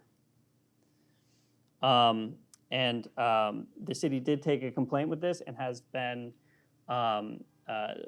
considered litigation, and eventually the property owner did agree to work with the city to develop a compliant policy. I'm going to turn it over again. I'm back. Okay, I'm going to talk about two other kind of cases to give you examples of what's going on out in the world. A case called Gardner versus Serrano Family Apartment. This is was filed in January of 23. It was a case brought by the Legal Aid Foundation of Los Angeles and DREDF, the Disability Rights and Education Defense Fund. And this was an applicant who he went everywhere to get help, including the Civil Rights Department, and they weren't filing cases. Hopefully they've started filing more, but it's a challenge at the Civil Rights Department to get them to enforce the source of income laws. But he applied to 22 different places, at least 22, and all of them turned him away. And when he tried to rent their apartments, they said, well, we don't take Section 8. And they put this in writing most of the time, because these days everybody is communicating in writing by text, by email. And so there are text messages and emails to follow every single one of these complaints that they filed this lawsuit on, which was violations of, both the City of LA's source of income ordinance and the Fair Employment and Housing Act and the Unhoused Civil Rights Act. And Mr. Gardner said, I hope this lawsuit teaches landlords that source of income protections are not an option, but the law. They did settle most of these cases. I don't know where it stands today, but the last I looked, it was 17 out of 22. Yes, the settlement amounts are at about $16,000. I should mention that I don't know about so much about the City of LA's source of income ordinance, but under our ordinance, the penalties for violating our law can be up to $10,000 per violation. So we don't have to prove actual damages. We just have a set amount, which makes it really clear what the penalty is for doing this. There were other non-monetary terms for each of these landlords in terms of changing their practices and making sure that their advertisements weren't discriminatory. So I want to also emphasize that one of the things that government agencies can do, like the City Attorney's Office or Housing Rights Center, is do testing. That uncovers tacit discrimination. In New York City, for example, the Fair Housing Justice Center settled a lawsuit based on source of income discrimination filed against major property owners and managers in 2021. This was based on a 2017 investigation that had uncovered blatant discrimination, no Section 8 advertisements. But then, in May or June of 2021, that nonprofit investigated 3 buildings owned and managed by the same companies. All had rents under the payment standards. At each test, one tester posed as a renter with income only from employment and another as a renter with the voucher. Agents made units available to testers with employment income, returning their calls, texts, and encouraging viewing units, but ignored repeatedly calls, texts about the same units from voucher holders and lied about the apartment's availability. They consistently ghosted the testers with vouchers, claiming they had to check whether the manager or landlord would accept the voucher, but never responded. Ghosting of renters with Section 8 housing vouchers is part of a growing trend of landlords and brokers trying to evade the law without stating their discrimination policy out loud. But it has the same effect, and we need to pay attention. We at the City Attorney's Office, we are paying attention to this. So I'm going to be talking now about some common discriminatory and evasive practices. I'm not doing this so that I can teach landlords how to discriminate. I'm going to identify the practices that we know are out there and which we are watching for. And I say this not in a threatening way, but I am all about trying to end our homelessness crisis here in the city of Santa Monica. And this is one really, really important tool. Everybody needs to buy into the fact that the people who they don't want to see living on the street need to have a place to live. And when they get a voucher that they can go rent and they can afford the rent, they should have no problem doing that. That's our goal here. So common discriminatory and evasive practices. Let me start with these 2 ads that I found on Craigslist. None of them were in Santa Monica. This is what you see on Craigslist. One of these was in Glendale, another was somewhere else in LA County. Basically, it says no Section 8. It also says no animals, no exception, which we know there are exceptions to that from Romy's wonderful presentation. And so you can see where some people haven't gotten the lesson yet. They don't know that Section 8 discrimination is prohibited in California. Okay, so I call this the whack-a-mole game. Actually, it's based on a friend of mine who named it that. He worked with me on some early cases involving source of income discrimination called Sabi versus Sterling. And once we got these laws passed in Santa Monica and Los Angeles and the state, he's like, now we're going to be playing the whack-a-mole game. And that's what we are doing, because now landlords are looking for other ways, creative ways to avoid renting. And we've fought back. As the city of Santa Monica, we're aware of these games. We're not letting them just happen. So here's some things that we see. Refusing to fill out and submit the paperwork. The paperwork, I don't disagree, is definitely something that, people don't like, because there are multiple pages that have to be signed and forms, and they have to be returned to the housing authority. But they still have to be done under these laws. And delaying turning them in is only discriminating. It's not a way to get out of it. Some housing providers will only consider employment income. I will show you some advertisements that I pulled off the internet that will show that. They will require that the family make 3 times the total rent instead of just their share. And I found rental criteria online for Santa Monica landlords that say that. Not holding the unit for a Section 8 applicant, but holding it for someone else. And then claiming the unit was rented. Increasing the security deposit we talked about. Stating that the unit size has to match the voucher size, which I think Jonathan tried to explain. Well, he tried to explain how the rents can be different. It doesn't have to be, well, let me back up. The unit size is not related to the voucher size. The voucher size may be that you have let's say you have a 2-bedroom voucher size, you can still rent a 1-bedroom unit. It doesn't have to match. Also, the rent for the unit could be less or more than the payment standard. So those are important things. But a lot of people don't understand the program, which is why we took the time to go through it here. And this will be available if people need to see the presentation. Additional tactics that we see is stating the rent cannot exceed the payment standard, requiring advanced approval from the housing authority for the rent demanded. That is not the way the program works. You have to submit the RTA to the city housing authority, and then they will determine what the correct rent is, and they will negotiate that rent if necessary. Accusing the family of lying on the application or failing to disclose that they are using a voucher from the outset. Well, as you will see from some of the applications we're going to show you, it's really hard for a person holding a voucher to provide that information if the application has no place where you can say you're using a voucher and no opportunity for you to submit it when you're applying online. So I think that is kind of disingenuous. Stating that the family has no rental history or bad rental history, this is one of the reasons why we thought that closing the gap on the housing status discrimination would help this problem. On the credit score, this is also a big problem. Even if you have no credit, your credit score is very low. And that doesn't seem very fair. So the state law has changed in this regard for voucher applicants, and I can go over that in a little bit. Raising the rent after the family with the voucher applies. I remember a case like this when I was working at Laughlin, working closely with the city attorney's office on these cases. And literally, I told my client, I said, when you go apply, make sure you get it in writing. If they're not going to take your voucher, just get it in writing. And this was pretty early on after the city passed its ordinance.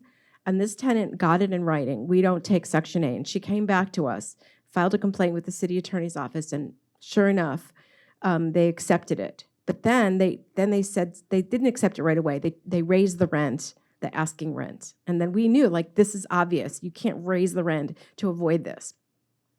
I think she's still living there in this apartment because of the work that we did collaboratively with the city. So I talk about this as like plugging some holes in the whack-a-mole game. And the two areas that we're working on are credit score and housing status. You're going to Jonathan's going to talk about credit.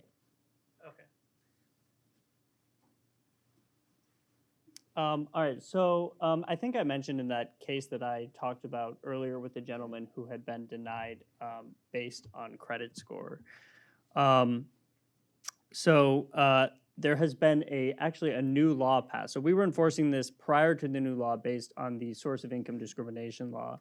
But there are now clear protections set forth there in Government Code Section 129550, prohibiting the use of application of a voucher holder's credit history as part of the application process. In other words, you can't just, whether you run through a third-party screener or you just have a score cutoff or you say, I see charge-offs, I see whatever it is, and I just don't allow that.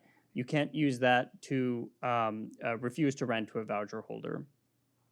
What the state law does require is that you must offer the option of providing lawful, verifiable, alternative evidence of the applicant's reasonable ability to pay the tenant's portion, such as government benefits, pay records, and bank statements.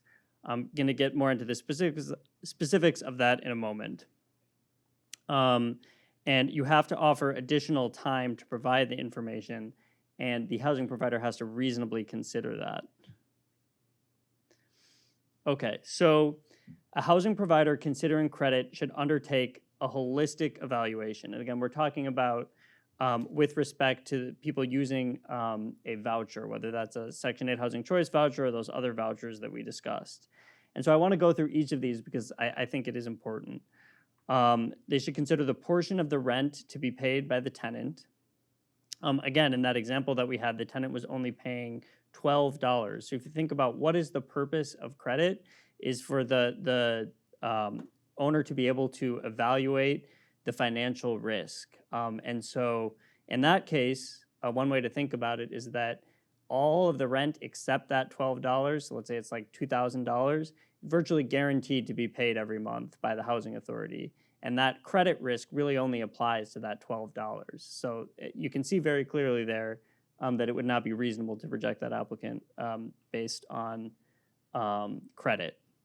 So that's really that second bullet, the portion of the rent to be paid by the housing authority and the extremely low risk of the housing authority failing to pay. So this program has been in operation for many years. It does depend on federal government funding, but I'm not aware of instances where there's been a valid contract with the housing authority and the rent has not been paid. When issues do come up, the housing authority will, if necessary and appropriate, issue retroactive payments in the very rare instances where something comes up. So the ratio of the tenant's portion of the rent to the tenant's income, again, it's not just that he's paying $12 and the remainder of the rent is basically guaranteed to be paid by the housing authority. It's that he knows that he needs to pay that $12 in order to maintain his housing. And he may be, this isn't that actual case, but let's say he's on a fixed Social Security income of $800 a month. And so you have to think, if someone has to pay $12 a month and they make $800 in income, what does that credit really say to you about the likelihood that they're going to fail to take those $12 out of the $800 in fixed income and put that towards the rent that they know that they need to survive? And we also have numerous studies that show that tenants prioritize payment of income, even when they may have numerous other obligations. And that makes sense because that's how you keep a roof over your head. The source, amount, and reliability of the tenant's income, including government benefits, again, same kind of thing. Someone may be relatively low income, but if they're over 65 and they're on Social Security, or if they've been on disability for a number of years, you may it can be presumed that that is a very reliable source of income, and that the tenant is going to continue to receive that and continue to prioritize paying the rent from that fixed income that they have, and then any other evidence of ability to pay. Perhaps that's having paid rent or other obligations in the past, references, anything else that the tenant may be able to provide.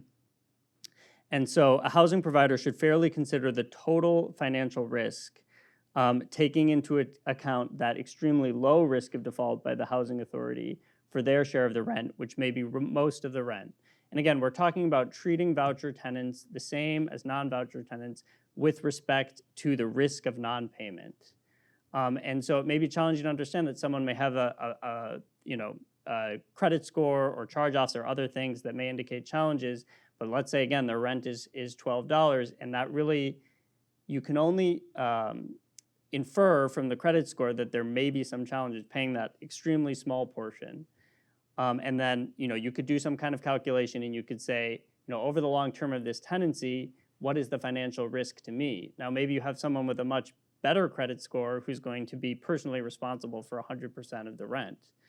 Now, you need to actually fairly compare those and not reject the voucher tenant based on credit score unless they're actually going to pose more of a financial risk than the tenant who will be covering the entirety of the rent out of income.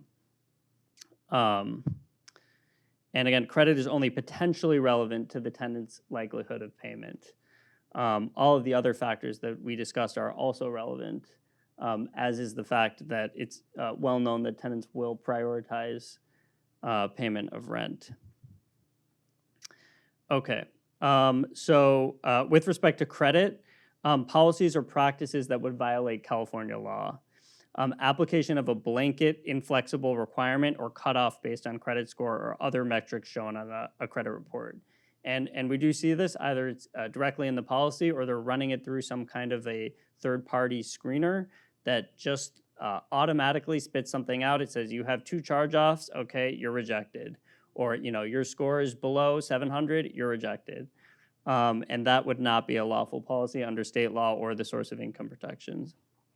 Rejection of applicants solely based on a lack of credit history. That one may also implicate the housing status discrimination that Denise is going to be talking about shortly. Failure to offer the option of providing alternative evidence of ability to pay. Again, that's not something that we are sort of inferring. It's very directly stated in that state law. and the failure to reasonably consider the alternative evidence of ability to pay. Okay, now I'm going to turn it back over to Denise for the housing status. So why add housing status as a protected class? And we know from our speakers earlier, there are discriminatory barriers to housing that cause and prolong homelessness.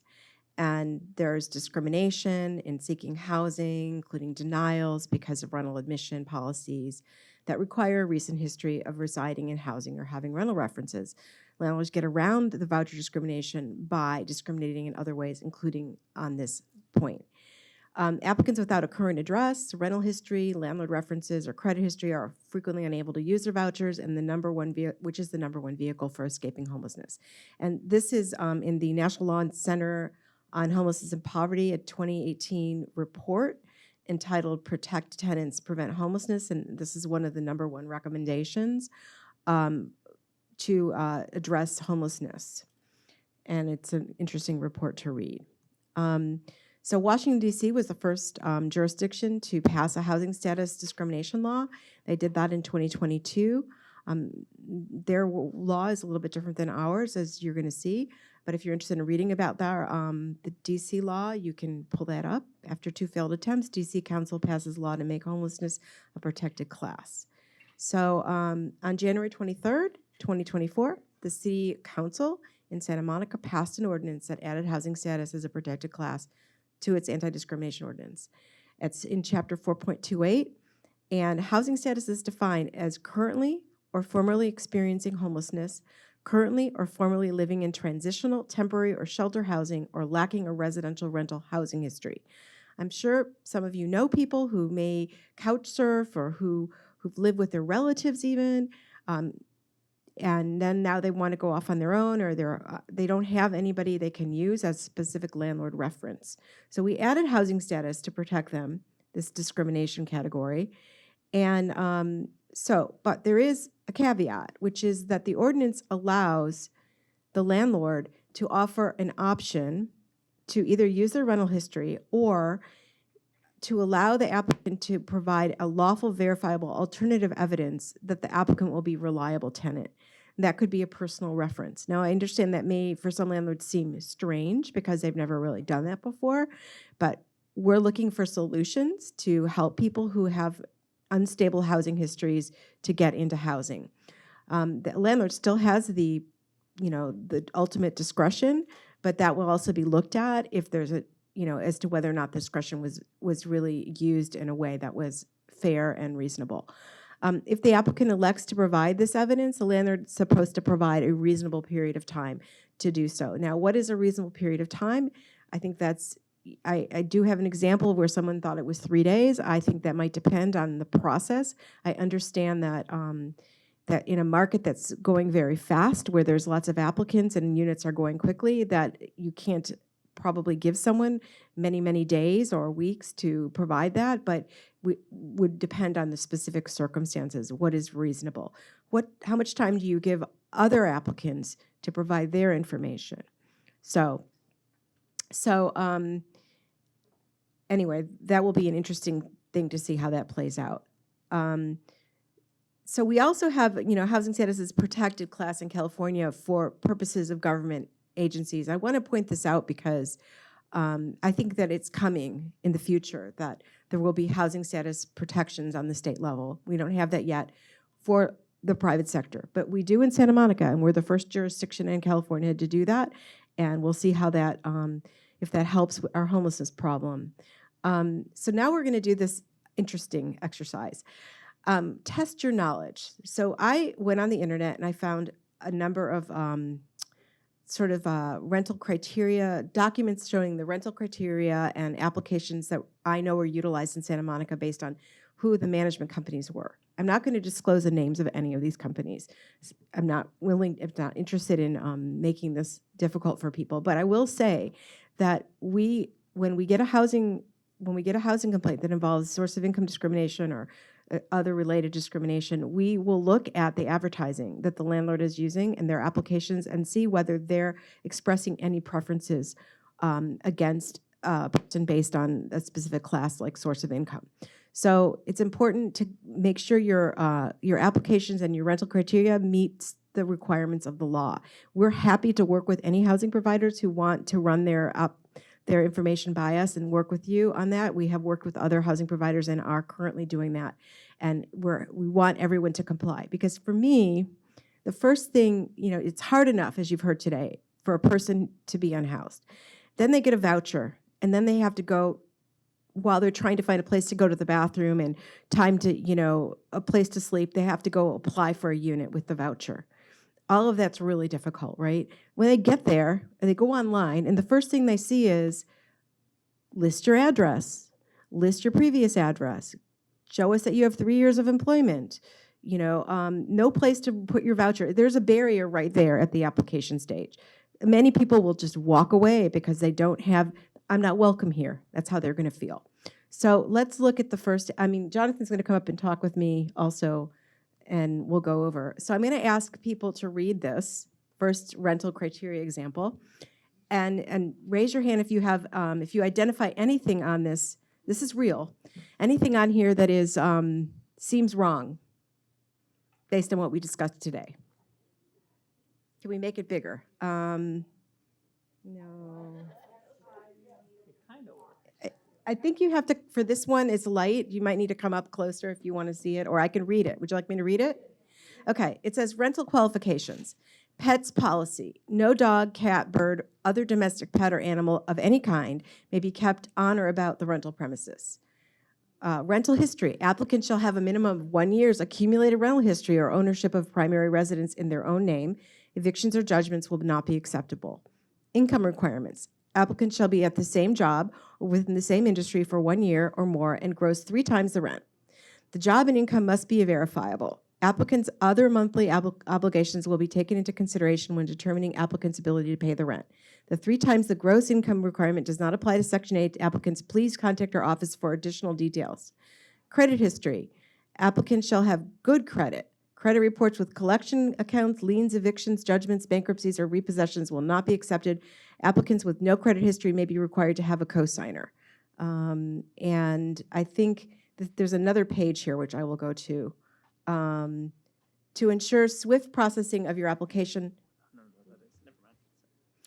To ensure swift processing of your application, the following documentation must be provided. You have to completely fill out the signed application for each adult occupant, pay a $50 application fee. I will go for a driver's license for each occupant, a copy of a social security card for each adult occupant, written verification for all income represented on the application, acceptable forms of verification, pay check stubs, 1099 form, W-2 form, or tax returns. And then it goes on to talk about cosigners. A first-time renter must have a cosigner or might be able to have a cosigner if they meet the above credit and income requirements. Renter who has not been in the job for 1 year but meets the rental history and credit requirements could have a cosigner. A renter who has no credit history but meets the rental history and income requirements can also have a cosigner. So you kind of have a sense of this. So let me go back to the previous page. And who would like to tell me what they see on this rental qualification sheet that seems problematic? I wouldn't say all of them. Some of it's okay, but okay. The woman in the red hat over there.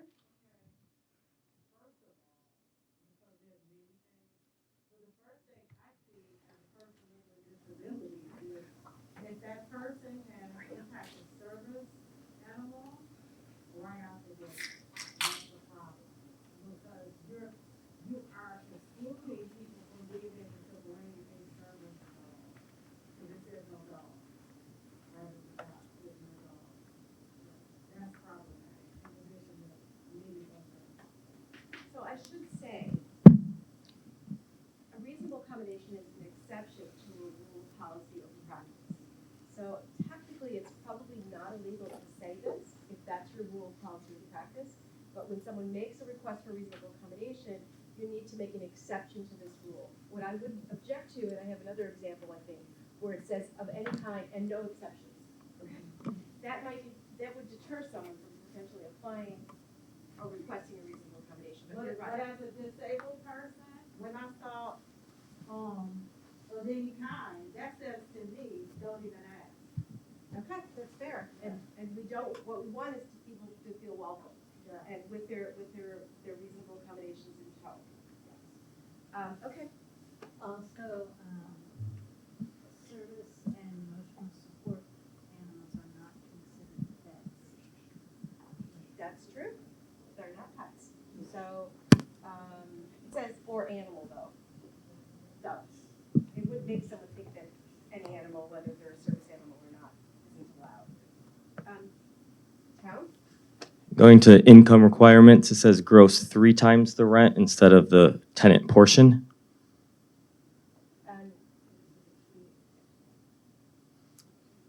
Right, though, it does have that sort of ambiguous 3 times gross rental income does not apply to Section 8 requirements. But I think this is another step. Yeah. But this is another step that someone has to take in order to use their voucher. So they have to contact the office, right? Now, that may seem like a simple thing, but when, many times we can't contact the office. They don't answer the phone, right? So they contact the office, is like sort of a guise for saying, adios. We're not interested. But I would prefer if it said exactly what the requirement is for a voucher. It should say 3 times the tenant share of rent. That's what it should say for everybody, because nobody should be treated differently because they have a voucher. Anybody else have any comments about this? Let me ask something. When somebody puts a rental ad, they should not distinguish between somebody who is Section 8 or 9, right? It should be all inclusive. I think so. I'm going to show you an example of one that we worked on and how we think that it's acceptable. Yeah, We'll go because, to that. you know, something could be okay for the rest of the Right. public, but not for Section 8. So I'm a bit confused. What is legal at the end of the day? Like the way you define, where it says here, you have to have good credit. There should be something that says something about if you're a Section 8 applicant and you choose to not have credit being considered, you need to provide alternative evidence or something like that, for example. So you should put that in the wording. I think so, yes. And if you're a housing provider and you want us to help with that, we're happy to be there. Because what we want is, the city of Santa Monica's landlords to welcome people with vouchers and people who don't have traditional income or housing status. Anybody else? Okay. I think the rental history piece is problematic because that could be a housing status. The rental history could be a housing status issue, but I actually was curious for evictions and judgments. Is prohibiting that an issue of housing status discrimination as well? It's a very good question. How do we answer that? What I would say is, I don't think there's a current law in California that says the landlord can't ask you if you have an eviction on your record or anyone's filed an unlawful detainer against you.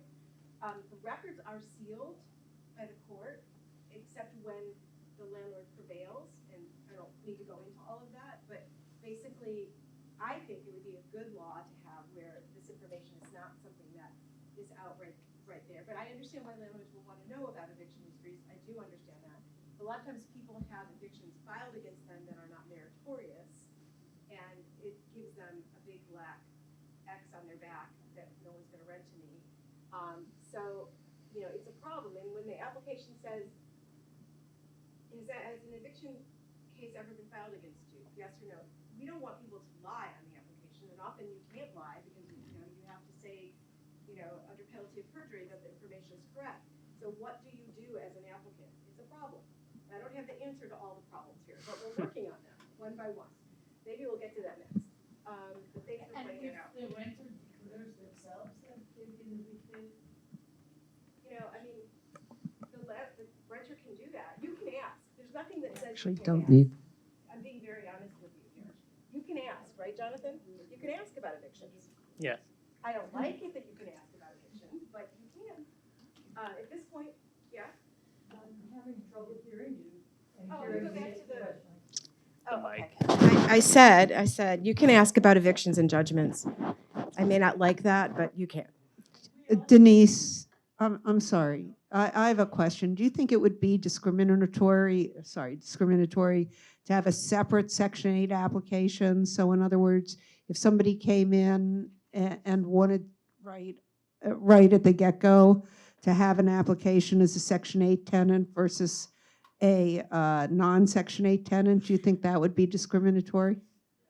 It might be. Should we just fast forward to the other Yeah, example? there may have to be something indicating that that was not, welcoming to Section 8 tenants. But given that there are some of these requirements that are different, given that there are some of those requirements that are different, for example, how you have to treat credit. I don't know that on its face, if you didn't have any other facts, certainly that could be an indication that they're treating Section 8 tenants differently or unfairly. What I'm asking is a little different. If they say we welcome Section 8 tenants, and here's our special, and they do, and here's our special Section 8 application. Can everyone hear me? Yeah. Yes. Right. And it's a special Section 8 application, then it would avoid some of these problems for people who do welcome section, saying for landlords who would welcome a Section 8 tenant. I mean, that's one way to do it, and the other way to do it is to sort of provide an application that provides room for all that information in the first place. So that's kind of the direction we've been going, but I think that's an interesting point. And is there anybody who else wants to point out anything else wrong with this? Okay. Yeah, the same job or within the same industry for 1 year or more seems problematic. Yeah, it violates our source of income law and the state law as well. Well, related to the question of a special application, you said that some applicants are being accused of hiding their voucher until later, that people say, oh, they didn't say it until the end. Well, and then your answer was there was no place on the application for them to inform, to disclose that. So is it okay, or would it be a better application to have a space?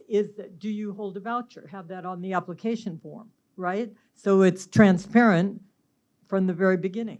100% agree. All right, we're going to go to the next page here because there's more to look at.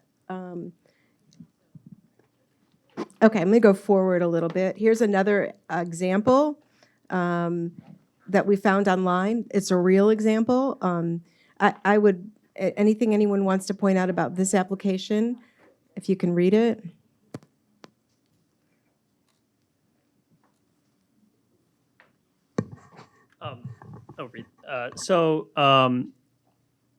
I'm just going to read where it says, please provide and upload all of these documents when you submit your rental application. So a valid form of identification, and then all of the items below for income: tax returns for the last 2 years, bank statements for the last 3 months, last year's W-2, and current year-to-date pay stub, if salaried, or pay stub for the last 2 months. If you just started a job, you're not gonna have all that. You are not gonna have all, if you're a person who's disabled, you're not gonna have all that. Hey, I own my home, I don't have all that. Yes, Mr. The city requires some of these because everyone has to prove that they're a permanent resident here. They can't be a temporary resident. They can't come as a nurse for 6 months. So the city requires that they provide proof of income, proof of their ID. So the city requires some of those. Well, we're not saying that the identification issues are so much of a problem. The problem is that it's focusing on employment income. And maybe bank statements are okay to ask for, but like if you don't have W-2 income, 1099 income, if you have a disability or have a voucher, it doesn't seem to welcome those people. And Okay. It does say you have to provide all of the below. So, if you were someone that didn't have the current year-to-date pay stub or the pay stub for the last 2 months, and your income was from a different source, disability or something else, Social Security, you wouldn't be able to provide. You wouldn't be able to provide all of those, It says all. including a pay stub, if your income was from a different source, like a fixed income source. Right, but the city requires that they provide some of that to us within, I think, 60 days of moving in. So that would be, some of that stuff then you could ask for it, it's no problem, but it wouldn't be like a criteria for applying in the first place, but necessarily.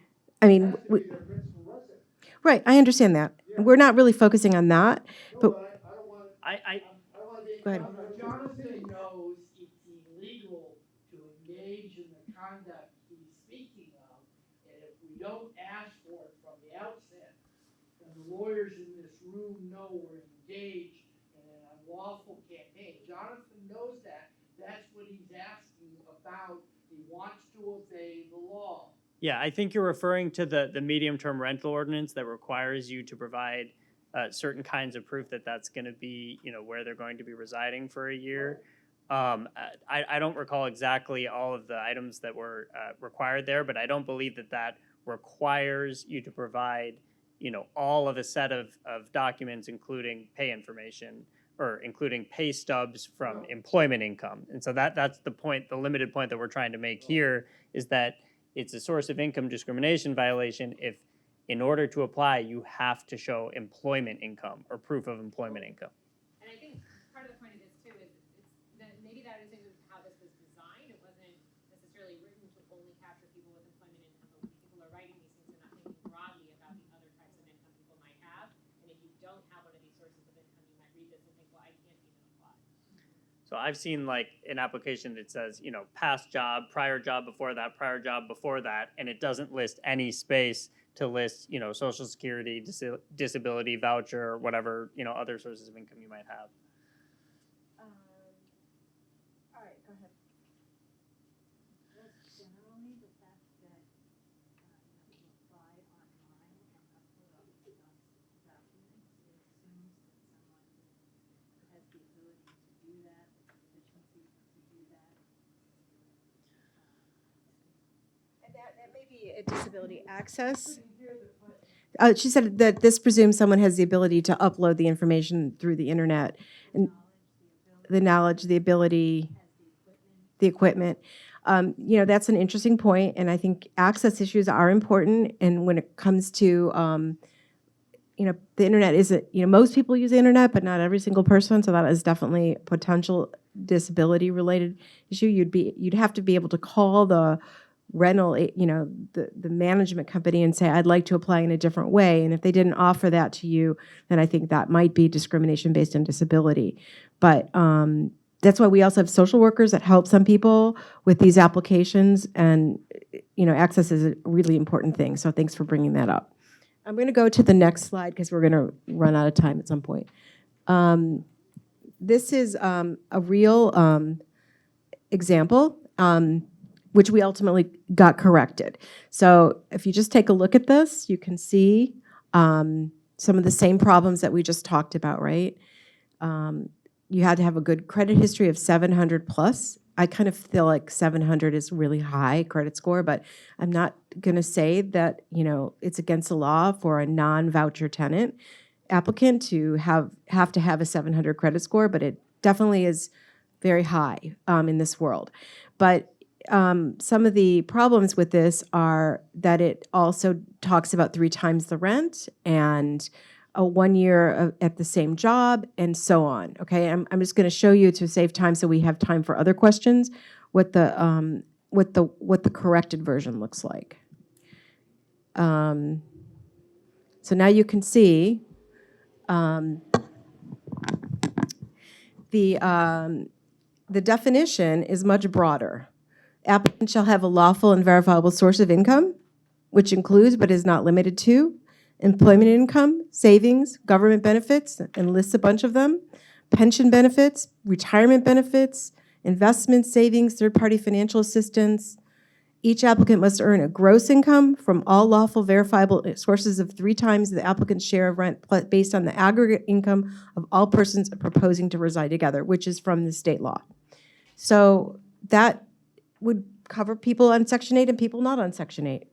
Then the other thing is on the credit history, except for an applicant using a government rental subsidy, there's 700 credit score.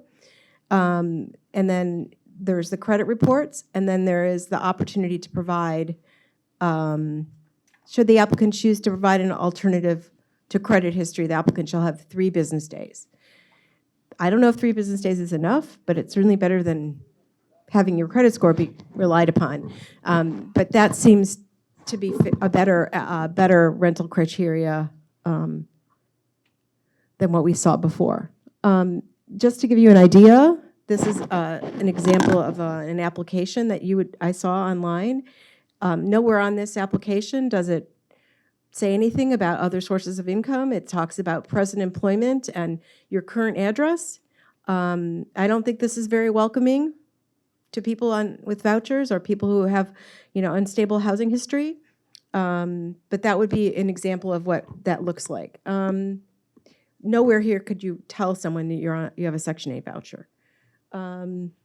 This is the California Association of Realtors part of their application, and you can see the same problem. Now, granted, other parts of the state don't have the same rules. I mean, they don't have housing status discrimination. It's new, so I can't really blame them for this application. But still, when it comes to sources of income, I think this is a deterrent. Previous employer, current employer. Okay, so one of the solutions that we came up with is using an addendum to that application, which looks like this. And you can fill in these kinds of information. It's kind of like having an alternative application, but it's just really asterisks. You have, tell us about your other evidence of tenant reliability if you don't want to use your credit score or credit history. Tell us about your other sources of income. Do you have a voucher? Are you using a government subsidy? Yes or no? What type? Provide requests for tenancy approval and related documentations. This would be very welcoming, I think. So, and I just want to go to the next slide. That's it. I wanted to save a little time, so hopefully that exercise was interesting for all of you. And okay, does anybody have any other questions about the presentation? And we're happy to answer them.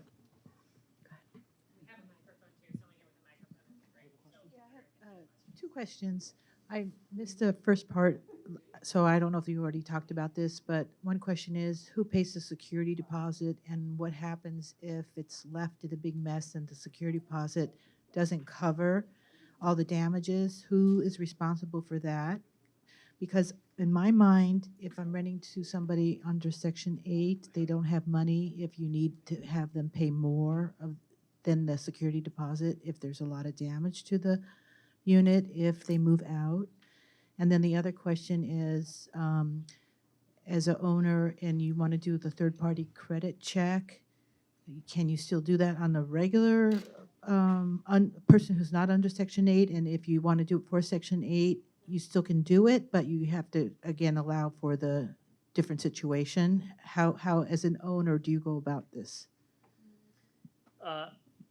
So with respect to security deposits, I can say a couple of things. There is a new there's a new state law that goes into effect, I believe, in July that sets a maximum for the security deposit of 1 month's rent. I believe now it's 2 months. I understand your question is not about that. There may be exemptions to that. You can't charge a higher security deposit for someone simply because they're using a voucher. I'm not aware of a prohibition on charging them the same security deposit that you would charge, another tenant. Certainly, if the tenant is able to use a different source of income, such as a service provider to help pay for that security deposit, that would also be protected. You couldn't refuse the security deposit money coming from that source. So they're responsible for the security deposit, not Santa Monica Housing. They don't pay it, is that what you're saying? Do you know? The applicant pays it. The tenant pays it. Yeah, the tenant pays it. I don't believe the housing authority contributes the security deposit. Yeah. But often there may be, again, like a nonprofit or a third party that may help pay the security deposit. And then the third-party credit check, how do you go about that? I think that there's a lot of risk to using a third-party screening type process for Section 8 applicants. I can imagine a situation where, if it says upfront on the application, you will get a result from a third-party screening, and if you are rejected on that basis, you will have the opportunity to provide lawful, verifiable alternative sources. And in practice, the tenants really do have that opportunity. There may be ways in which that could be integrated. I think the important point is that they have to really have a meaningful opportunity to provide the alternative evidence of ability to pay. And the other thing that I would again point out is it's not just the alternative evidence, it's also fairly comparing the financial risk. In other words, what does having credit mean for someone for whom the vast majority of their rent is guaranteed versus not? And so in that context, it's hard to imagine that, using that credit metric, again, I think that could be very risky in terms of spitting out outcomes that may violate the anti-discrimination protection. It's very obvious that there's a lot of stigma that's connected to the Section 8 program. And a lot of that just comes from ignorance. That's what I see. And so my question is, as a voucher holder that's been a voucher holder for many years, and I've experienced a significant amount of discrimination, what can we do as residents and voucher holders and property owners? What can we do to eliminate the stigma that's attached to this program? Is there any way we can have like a public relations campaign? Because look how many people are here, and then look how many apartments there are here in Santa Monica, and look how many voucher holders there are. There's about, I think, 1,600. So what can we do to get a more widespread information to eliminate the stigma?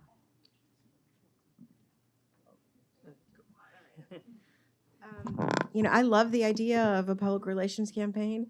Rebranding the Section 8 program would really be great. That's something certainly to propose to the city to do that. And I think having maybe this workshop is meant to educate people about their rights and obligations under this program and to make the program more user-friendly in that sense. I think the more user-friendly the program is in general, over time with technology, will make it easier for people to use. But we have a housing authority that has representatives that are, I believe, pretty accessible to the community and are willing to explain things to landlords and tenants. It's not like the housing authority of the city of LA, which is gigantic. I think that makes a difference. And we're also available in the city attorney's office to answer any questions that prospective landlords or tenants have about the program, or to find the right answers, because what we want to do is facilitate people being able to get into housing. So I think, you can go to the council and you can say, this is what I'd like the city to do. I want them to make this program, sell the program to the landlords. That's what we're trying to do here. Although I understand that landlords might see this as being, a lot of tying their hands here and there. You can't ask someone about their housing history, and you can't ask them about their credit history, and what can we ask? And obviously, I think part of that is, we have to sort of evolve in this world to make this process work. Who else would like to speak? Yeah. Okay. Jonathan, thank you for your remarks. Let's start at the beginning. You've explained it very, very well, that most of the rent, if any, is guaranteed. You would agree that was your explanation, correct? Pardon me? I did state that if you're talking about voucher tenants paying the rent, then yes. Okay, so these at-risk tenant applicants, most of the rent is guaranteed through the program. I believe you're referring to Section 8 tenants or Section voucher 8, tenants, yeah. that's what we're talking about, you and I. Right. Section 8 program, aren't we? Sure. So let's see if we understand that. How long does the program guarantee the rent? Is it 6 months, 1 year, half a year? How long, Jonathan? The subsidy payment, so the housing assistance payment that comes from the housing authority, that payment will continue as long as the property owner and the tenant, basically as long as the tenant has the voucher and the tenancy is ongoing. Well, is the voucher in perpetuity? Unless the tenant is terminated from the program, which would be very rare, then essentially yes. Okay, and under the program, because now you've explained it to me, does the program also pay for the water, sewage, and trash as well? Utilities. know. Under the program, it's a little bit more complicated, and I believe it depends on the tenancy. I don't know if they don't- Denise can speak to that. It's a pretty simple question. I can answer it. Thank you, then answer it. Okay, utilities are either paid for by the landlord or by the tenant. And the landlord decides that based on what the offering rent is, what is included in that rent. And so if you include utilities, then you're paying for it. If the tenant's paying for it through the rent. Or if you don't include utilities, then the tenant pays for it. And then what happens is there's a utility allowance up to, and it's a complicated formula, but the housing authority will determine what the utility allowance is, and the tenant, and that will be taken into consideration when they figure out what the tenant's share of rent is. So it's so that they're not paying more than 40% of the rent, including utilities. So that is taken into consideration as to whether they're going to even be eligible to rent your unit, because if their utilities are included, then it has to meet that threshold or that maximum 40%. So Thank the you. housing authority does Jonathan not pay answers for it. Yes, it does. Jonathan, does the program, as you understand it, accommodate the at-risk tenant in the program that gets a roommate? Does the program increase for additional money for the roommate, Jonathan, if you know? There's generally a process through the housing authority for someone to be added to the household. And so, that's going to depend on whether that is consistent with the program requirements. But you can't really just get a roommate. Generally, a Section 8 voucher holder generally So, yeah, generally you would not have a roommate. You'd have a family that is already something that is a part of your voucher, where your voucher covers the voucher household. There may be situations where you could, for example, as a reasonable accommodation, have a live-in aide, but generally you would not just get a roommate. Well, I've got several dozen questions, but other people. I'd like to hear the questions, honestly. Okay, I just have one quick question. One thing that you guys didn't cover was the gig economy worker. So what have you guys seen, or what policies are in place for the gig economy worker? I know you guys are talking about income discrimination, but that needs to be a little bit highlighted.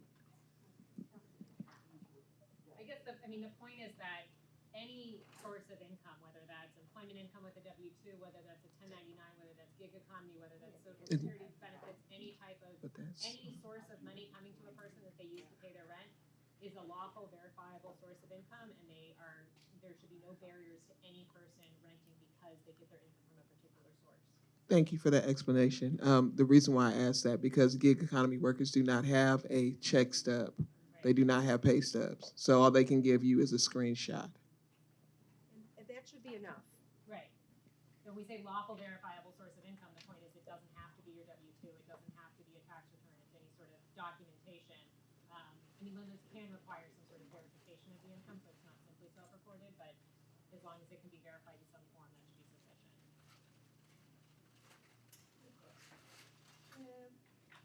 You have to forgive my ignorance. In that chart that you had, somewhere there you said stating that the unit size has to match the voucher size. Does the number of people coming to this equation with the unit size and that? So the housing authority will determine what size bedroom voucher they will issue the family based on the number of people in the family, and there's a range. It's in the administrative plan, but if you want that information, we can give it to you. So it's like a single or It's generally 1 to 2 people per household entitled to 1 to 2 bedrooms on the voucher. But as Jonathan said, you could have a 2-bedroom voucher and rent a 1-bedroom unit. You could also have a 1-bedroom voucher and potentially even rent a 2-bedroom unit. So the number of bedrooms on the voucher is actually just an indication of how many people might be living in the unit, or it might also indicate if someone has a reasonable accommodation for an extra bedroom, which could exist. So it's not really a good indication of what type of apartment they should be renting. It just might tell you what the payment standard for that voucher. yeah, and the payment standard is going to be higher for a 2-bedroom than for a 1-bedroom, right? I think we have time for one more question. Hi, I was a little alarmed when I saw that it could go up to 40%. So the way that You can explain that. the way that works is Yeah, the way that it works is,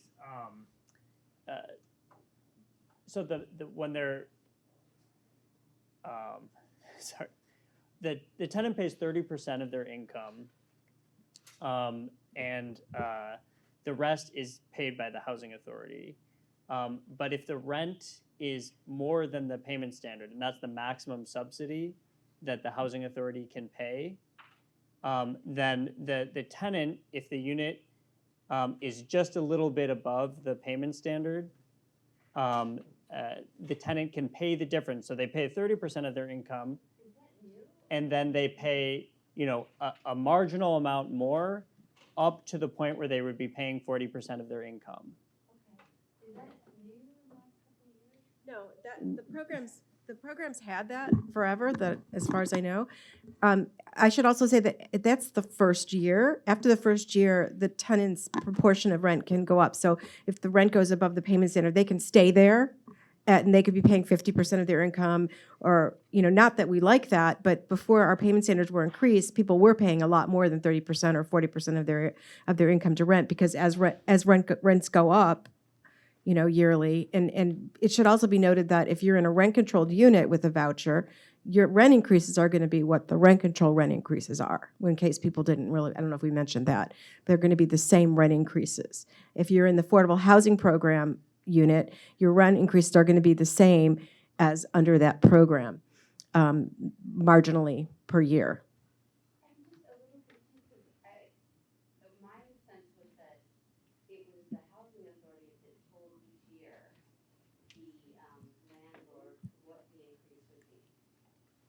Well, the way it is, it works under the federal law, and in our plan, it may have changed in the last couple of years, because it used to be that the housing authority would do that. Now you need to make the request for the way it should work is you need to make the request for the increase to the housing authority, and they need to approve it.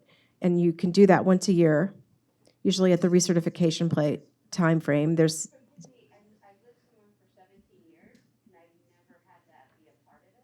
Well, I think before the housing authority was just automatically doing the rent increases, and they weren't making the landlord, which is what the HUD federal rules say you have to do, or at least at this point, you have to do that.